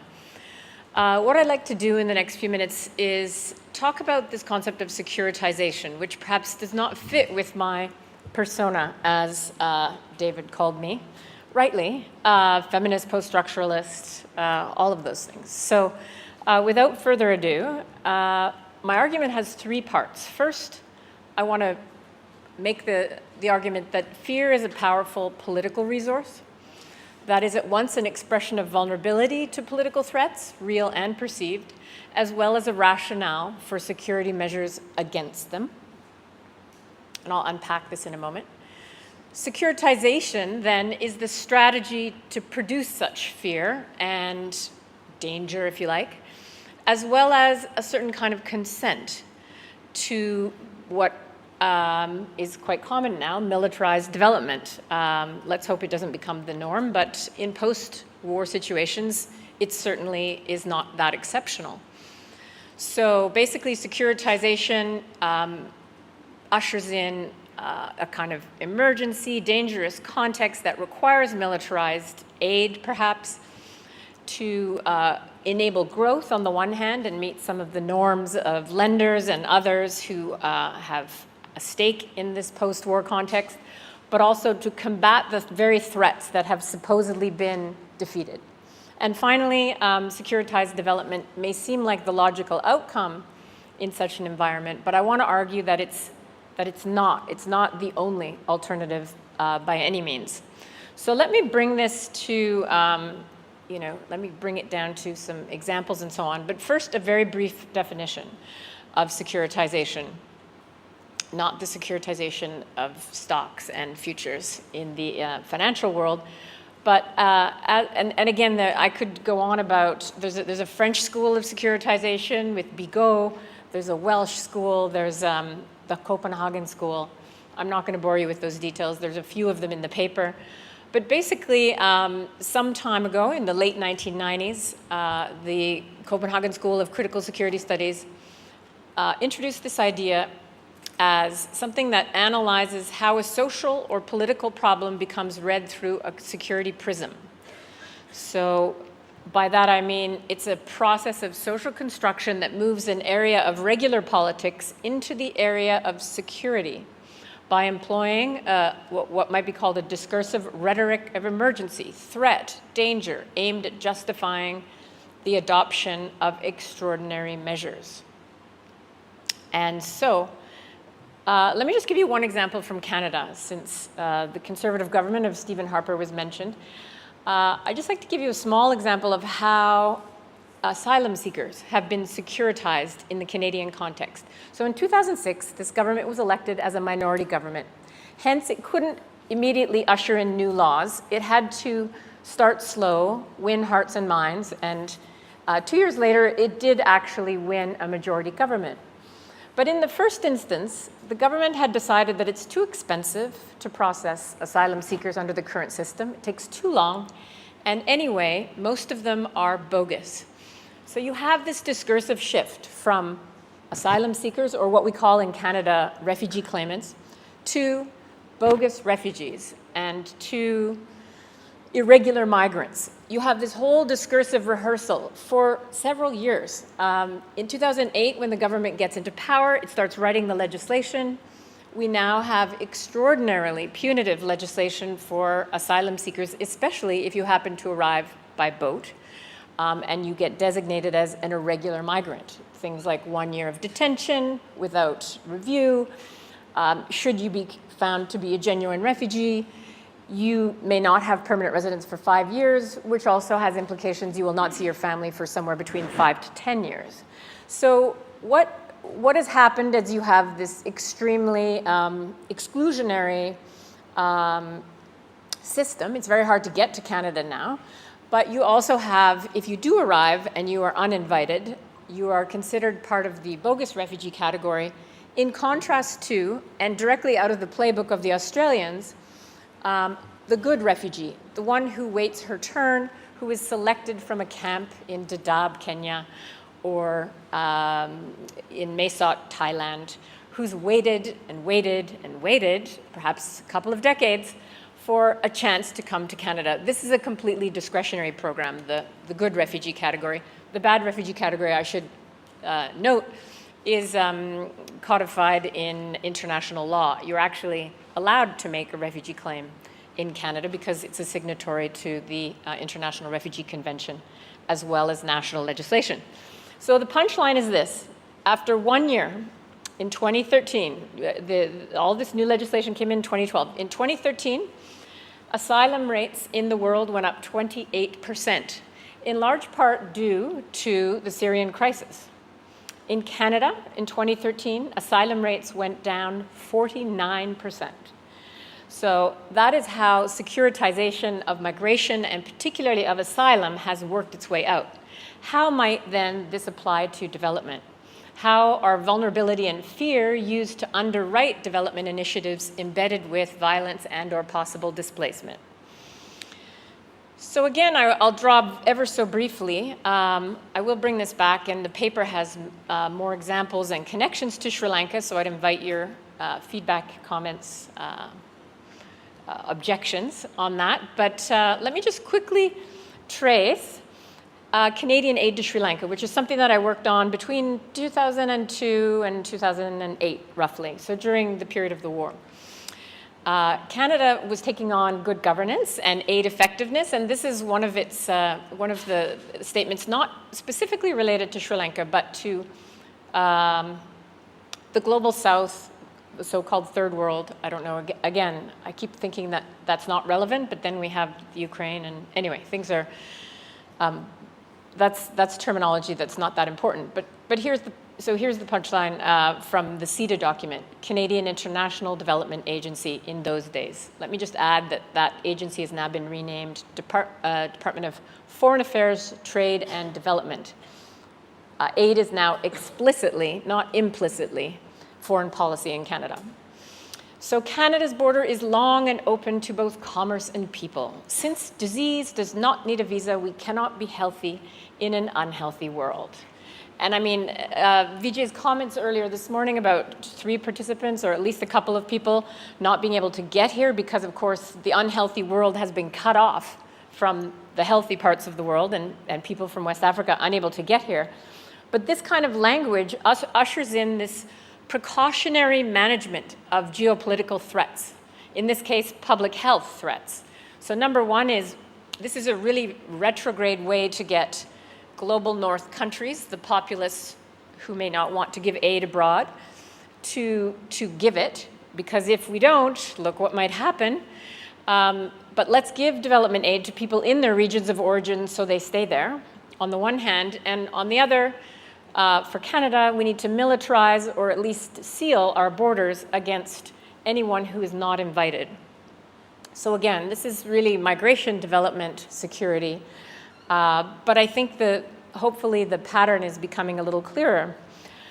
Jeff Huysman's work on securitization is also interesting. He looks at it in relation to immigration and asylum as well. And it's really the first sentence here that I want you to pay attention to. The green refers to the quotes. The white is me editorializing with far too much text on these PowerPoints. But I took out a lot of the pictures I can show those to you another time if you want. The pursuit of freedom from existential threats institutes political communities of insecurity. I want to suggest that in a post-war context, these existential threats are not that existential. They're actually threats that were there before that are no longer there but can be conjured and used very strategically to create and institute political communities of insecurity. If people feel insecure, then they'll consent to all manner of things. Emergency measures, none of this is particularly rocket science to those of you who are Sri Lankan.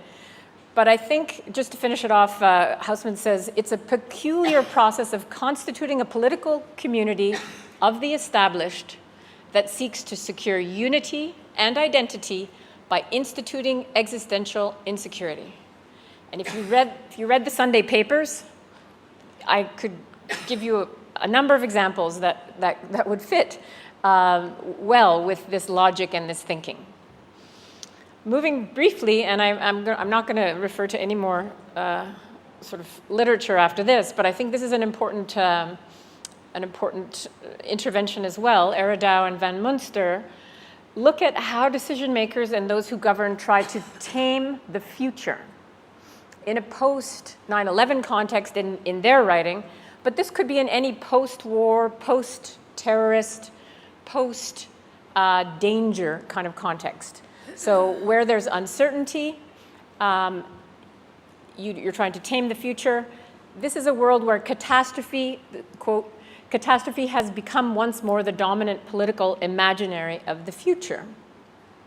And their Foucauldian approach, for what it's worth, focuses on how presumably incalculable catastrophic risks, such as terrorism, are governed. Different policies such as war, surveillance, injunctions to integration, drastic policies against antisocial behavior, in fact function with a dispositif of precautionary risk. So this notion of precautionary risk is something that I think we need to be very wary of, especially as it infiltrates and or seeps into development discourse. Very briefly then, I want to talk about tourism as a site of securitization and development. We know that the IFIs, the IMF, the World Bank, quite like tourism as an export-oriented strategy of industrialization, brings in foreign currency, pays off debt, etc. But I think I want to look at it here as something much more banal on the one hand, but also securitized in a framework of post-war that is unsettling and should be unsettling to us. Tourism may seem like a banal sideshow to the big G geopolitics of post-war displacement, reconstruction, and development, but I've argued, as has Diana Ojeda, a Colombian scholar working in Colombia on displacement, war, and securitization there, that tourism is in fact a key space of securitization, and of course it is a space of development as well. Ojeda contends that tourism is a site of everyday geopolitics because it is enmeshed with and co-constituted at the intersection of these big political issues: internal displacement, paramilitary violence, multinational land grabs, and drug production in Colombia. But she's convincing in her argument that the everyday cannot be separated out from these paramilitaries and these what might be called bigger geopolitics, using, and this is especially for David, a feminist geopolitics framework. I've done some work on this myself. She shows how the quotidian leisure practices of tourism are inseparable from national and international politics. So let me quote her in a moment. But I think that tourism in the precarious context of ceasefire Colombia and in post-war contexts like Sri Lanka invokes national security as a rationality for suitably militarized protection practices against possible threats. So it's a post-war context, the dangers are still lurking. What must we do? And here I quote Ojeda. Tourism and militarization have been enabled and maintained by shared routes, itineraries, landscapes, and spaces such as those of Vive Colombia. And I won't get into that because Latin America is not on that list of continents that we're supposed to be studying, but I think this particular quote is most moving to me in the Sri Lankan context. She says, that those places that tourists can finally visit again are those to which millions of displaced people cannot return, speaks to the multiple violences that through the discursive and material production of tourist destinations, an intensive process of what she calls touristification, are supposed to have made Colombia safer. War tourism. This is an activity undertaken at the end of military conflict, but it's often seen to be a sadistic, voyeuristic curiosity, something in very poor taste. But I would argue it's much more than that. The tacit reproduction of a possible threat, a resurgence, the reminder that there could be a resurgence of rebel insurgency, and by the way, look at all this hardware here, or precautionary risk as part of the tour, serves to actually securitize development or create enough of a sense of danger that development has to be securitized. There's simply no other way to safely move forward and ensure economic growth and prosperity for all. You can see there's a little tongue in cheek there. Hopefully you can see the tongue in the cheek. But it also produces consent to this. And I think it's that consent which is very worrying. There's not a lot of pushback. Thanks. The possible return of terrorism and war provides a rationale for the militarization of development, as Carl Dahlman and many others have called it, war by other means. So this is just, this picture is here because we don't have very many pictures. Oh, we lost the pictures. Oh, that's too bad. Okay, so precautionary risk. What was I going to say here? Sorry, I'm going without notes, assuming I have my PowerPoint to remind me. So precautionary risk is a projected danger that we must guard against at all costs. And this, as I said, creates a rationality and a kind of consent to militarization of not just development, but of all kinds of civilian spaces, of the civilian person, and so forth. What I wanted to say here about no trust, no development, I think it's quite self-evident. You can have macroeconomic growth, but that's not development if there's no trust among the various parties and if you don't have political inclusion, economic inclusion, and social inclusion in this project of development. You can have really nice roads. You can have fabulous new arcades and sites of consumption. But this is not development without a kind of integration of the political, the social, and the cultural. Really something that our speakers last night spoke about in terms of why war occurs and how things break down. So basically, my last image, which I can't show you because it's missing somehow, this is the Microsoft wars that continue in another kind of post-war context. But it was an image of a plaque at Wilpatu National Park. So if you have the chance, if you haven't been, it's worth going, of course. But for those of you who've had the chance to take a round and look at the bungalows, one of the bungalows, the name of which is going to escape me now because it's written on the plaque that I was going to look at. But one of the bungalows has a plaque that's a tribute to the infiltration of rebels in 1985 and the death of 120 people at in that location at that time. So while you're on holiday, or you think you are, and you think you are, in fact, looking for leopard, be watchful because there may be other feline creatures lurking in the forest. So with that, I will stop. And I have one last task which I was asked to do. I'm quite happy to do that. And that is to try to bring out, in 3 minutes or less, the threads that pull this panel together. With only 20 minutes left, I will strictly stay to my 3 minutes. And I will ask for a strong stop now. I will get it. OK, good. So I think certainly there are a lot of commonalities here. Not so much in substance, but I think the notion of the conflict poverty, conflict security, poverty nexus comes out. And David introduced that to us at the outset. I think that he also cautioned us against, as others have, against the black box of that. How are security and development entangled? What are the articulations of power, violence, and so forth? So I think that's something that goes through, and hopefully a thread that pulls all of our papers together. He cautions us, of course, of the perils of global liberal norms and the overuse of that discourse. He flags neoliberalism, which is something that I think underpins all of these talks as well. Ayesha's talk, again, I enjoyed all of these, and I can't do any of them justice, but my goal is to, again, pull the threads through. Ayesha asks, should we be in a hurry to call a context post-war? And I think the answer is no, we should not. War by other means is alive and well, and we should think that through. The role of the state has been highlighted and underscored by all the participants in this panel, I think. And one thing that Ayesha's talk raised, we talk about peace dividends, but we have not talked about war dividends.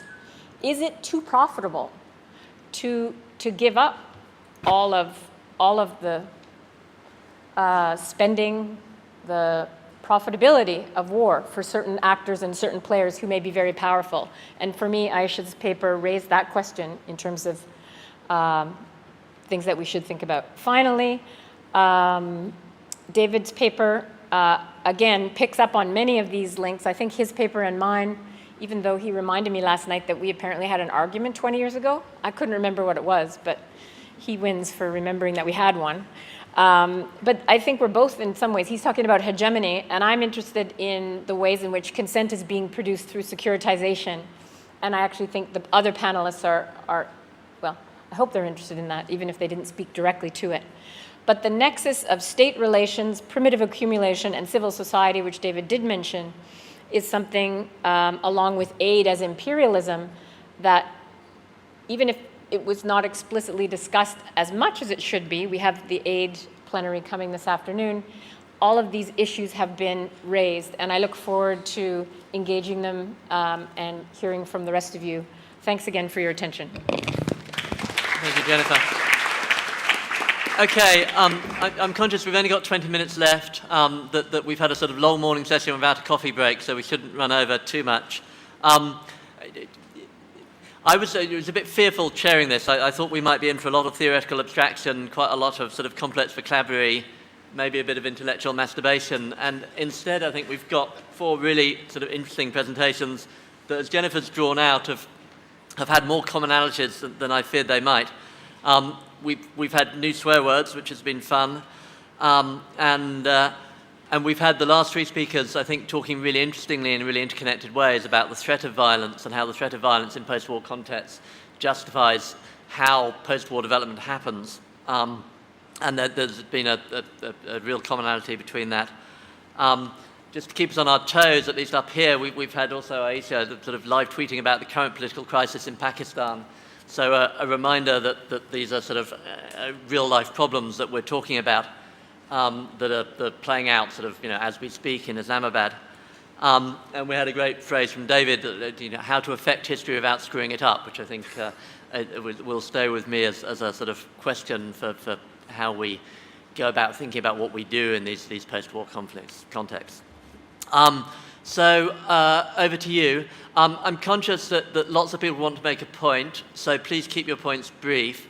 I'm conscious that if we give all the panelists time to respond to all of the questions, then there won't be enough time for them to make their points. So I'll collect quite a lot of questions and then ask the panelists to be disciplined about not trying to answer all of them, but just picking up on the points that they feel are most interesting.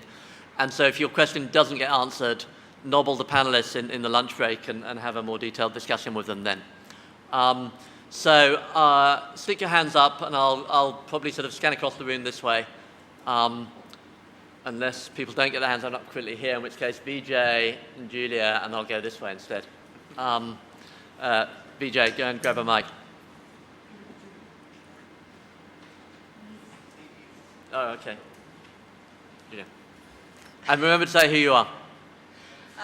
My name is Giulia Minoia. I work with the SLRC in Afghanistan.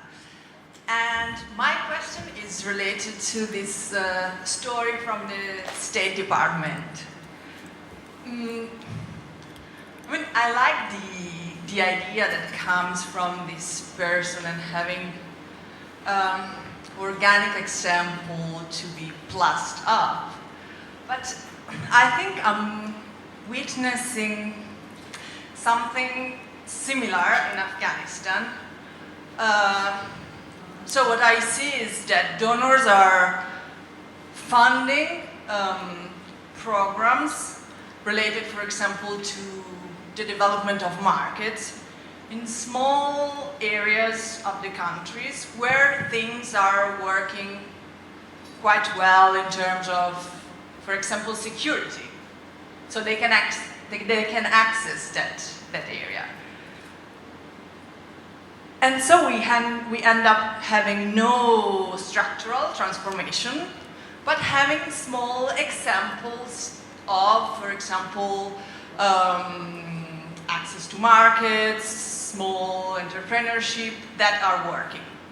And so you have the funders, the donors coming to you and telling you, oh, but we have this great example which is working, but that's just like a tiny, tiny, tiny thing that they are doing, while the rest of the country is having no example of success. So how would this work in terms of, how do we bring together like no intervention, no structural transformation, and having like organic examples which have been plussed up, and still pretend that we do development? Good question, a tough one. Vijay, did you have your hand up to ask a question or to wave at people? I just wanted to say that recently when we were having a conversation with a friend about economic development and conflict, he brought up the question of the Basque conflict in Spain. I just, in some ways, I think this goes back to Ahilan's point about problematizing those categories. That's a country that had functional institutions and so on and so forth, fairly strong levels of economic development, gave birth to the ETA, Basque. And I think that somewhere I think we need to find ways of also deepening our analysis so that we are able to kind of explain those kinds of relationships between development and conflict, not poverty and conflict, but development. Let's have a couple more. Gentleman at the front, woman behind him, and then we'll see how the hands and the time's going. Hi, I'm Anam Khan from STBI, Pakistan. And actually, I have a question leading to Julia's question. Speaking of international interventions, and I totally agree that the approaches at times are completely wrong and they've caused some problems and all that. But there are occasions which we've seen that delayed intervention or no intervention has caused further problems to the conflict, and where later on international pressure has actually resolved some sort of conflict. So here, David, when you were speaking of where you should let these, because they are born within their own universe, these states, and so they can handle their own problems. But here what I see is that if you ignore, or if you have, I'm no expert in conflict, but what I understand is there's always a dominant side to a conflict, and to ignore or to let it then handle it by itself, if that's what I understand, without intervention into such areas, will it not cause even more problems, or will it not prolong the conflict in a more, instead of, it will cause greater costs in terms of humanitarian lives, human lives, in terms of economy, all sorts, because it will go through a longer period of time for them to solve it themselves, for them to understand it and then solve it? Or will international intervention actually help it in some cases? Yeah. Gentleman at the front. Yeah, I'm Naushad from the eastern part of Sri Lanka.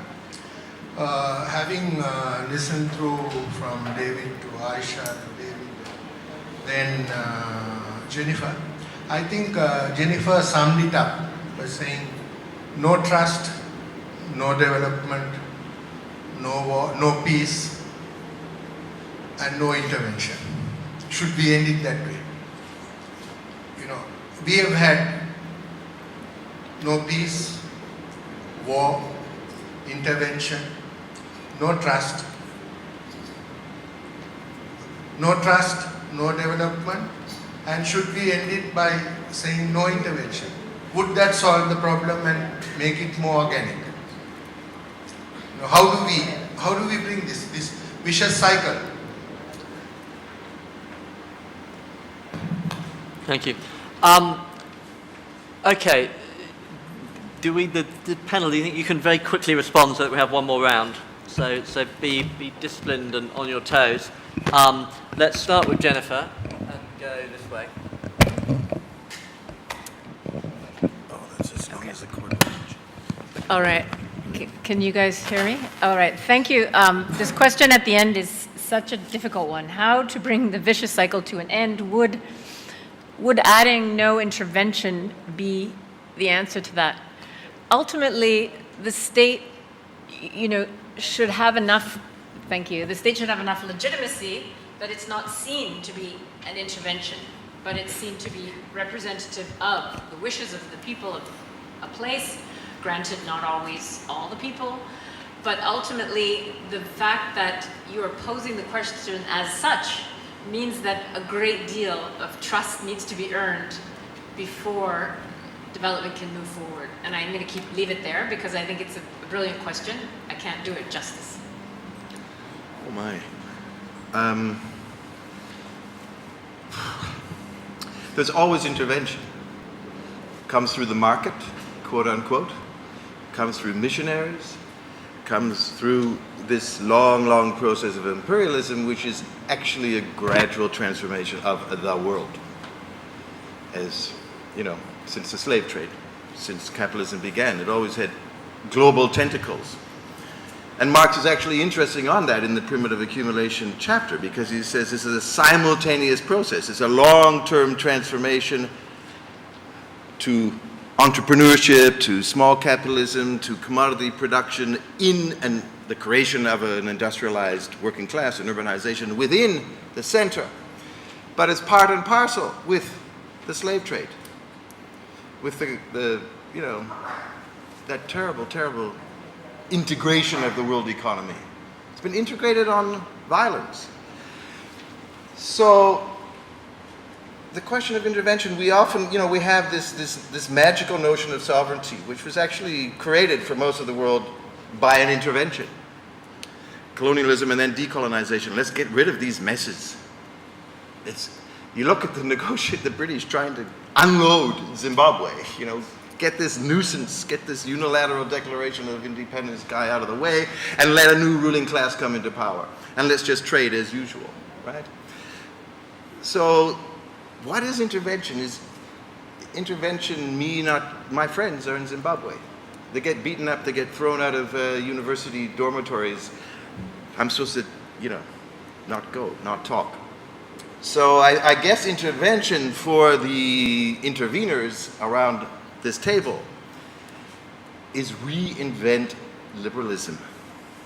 What really annoys me about my students is they think neoliberalism, creation of the market, get the state out of everybody's lives, is liberalism.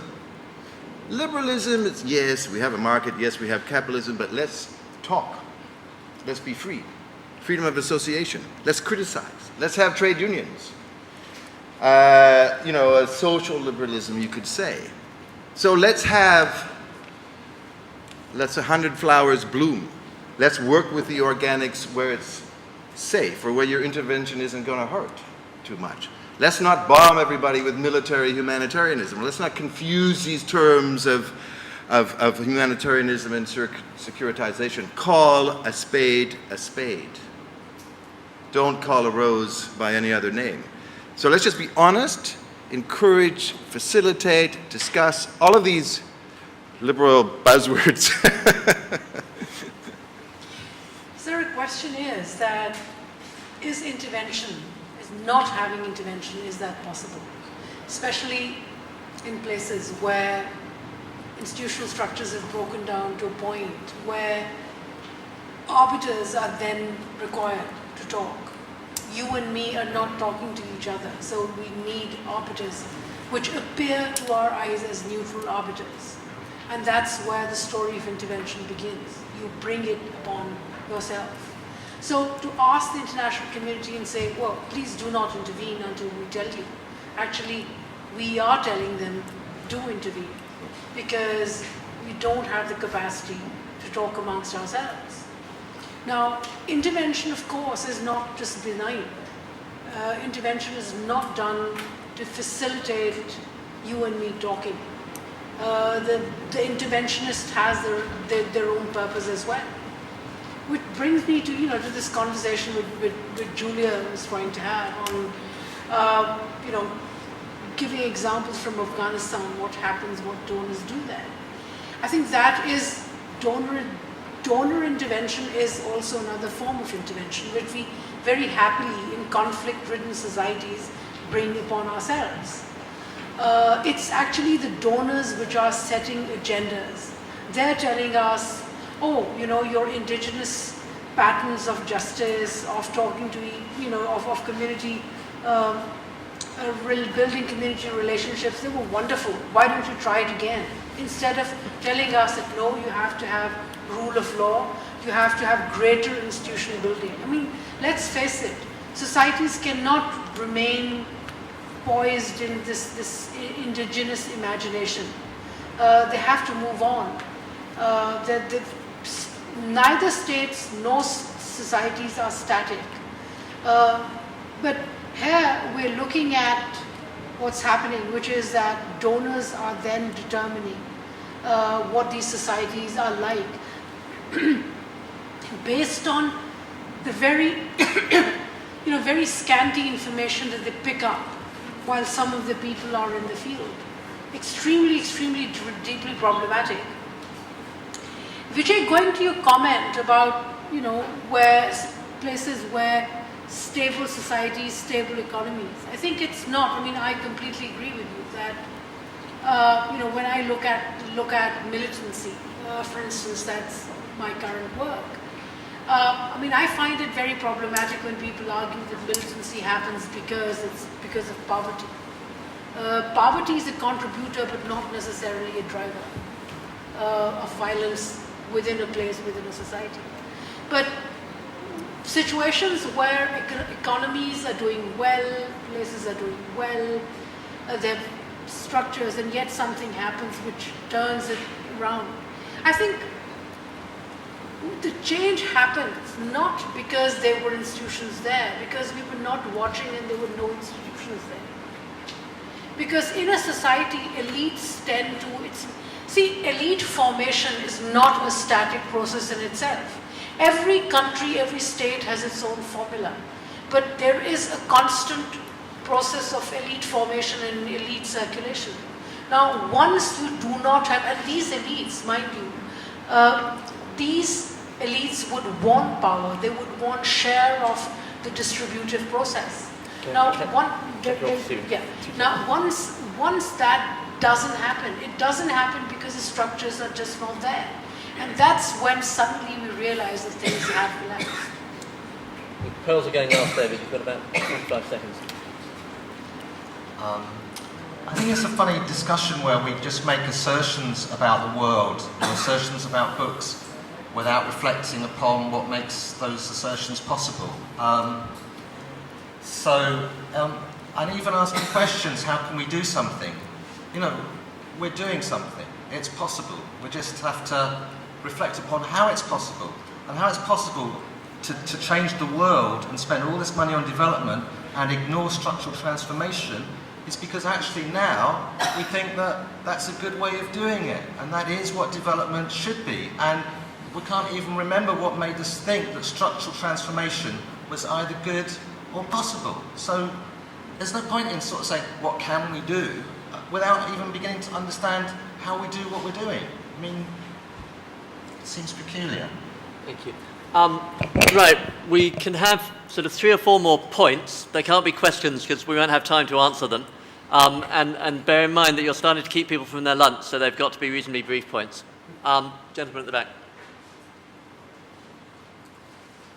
With a mic from somewhere. There's one here. Oh, and one on its way.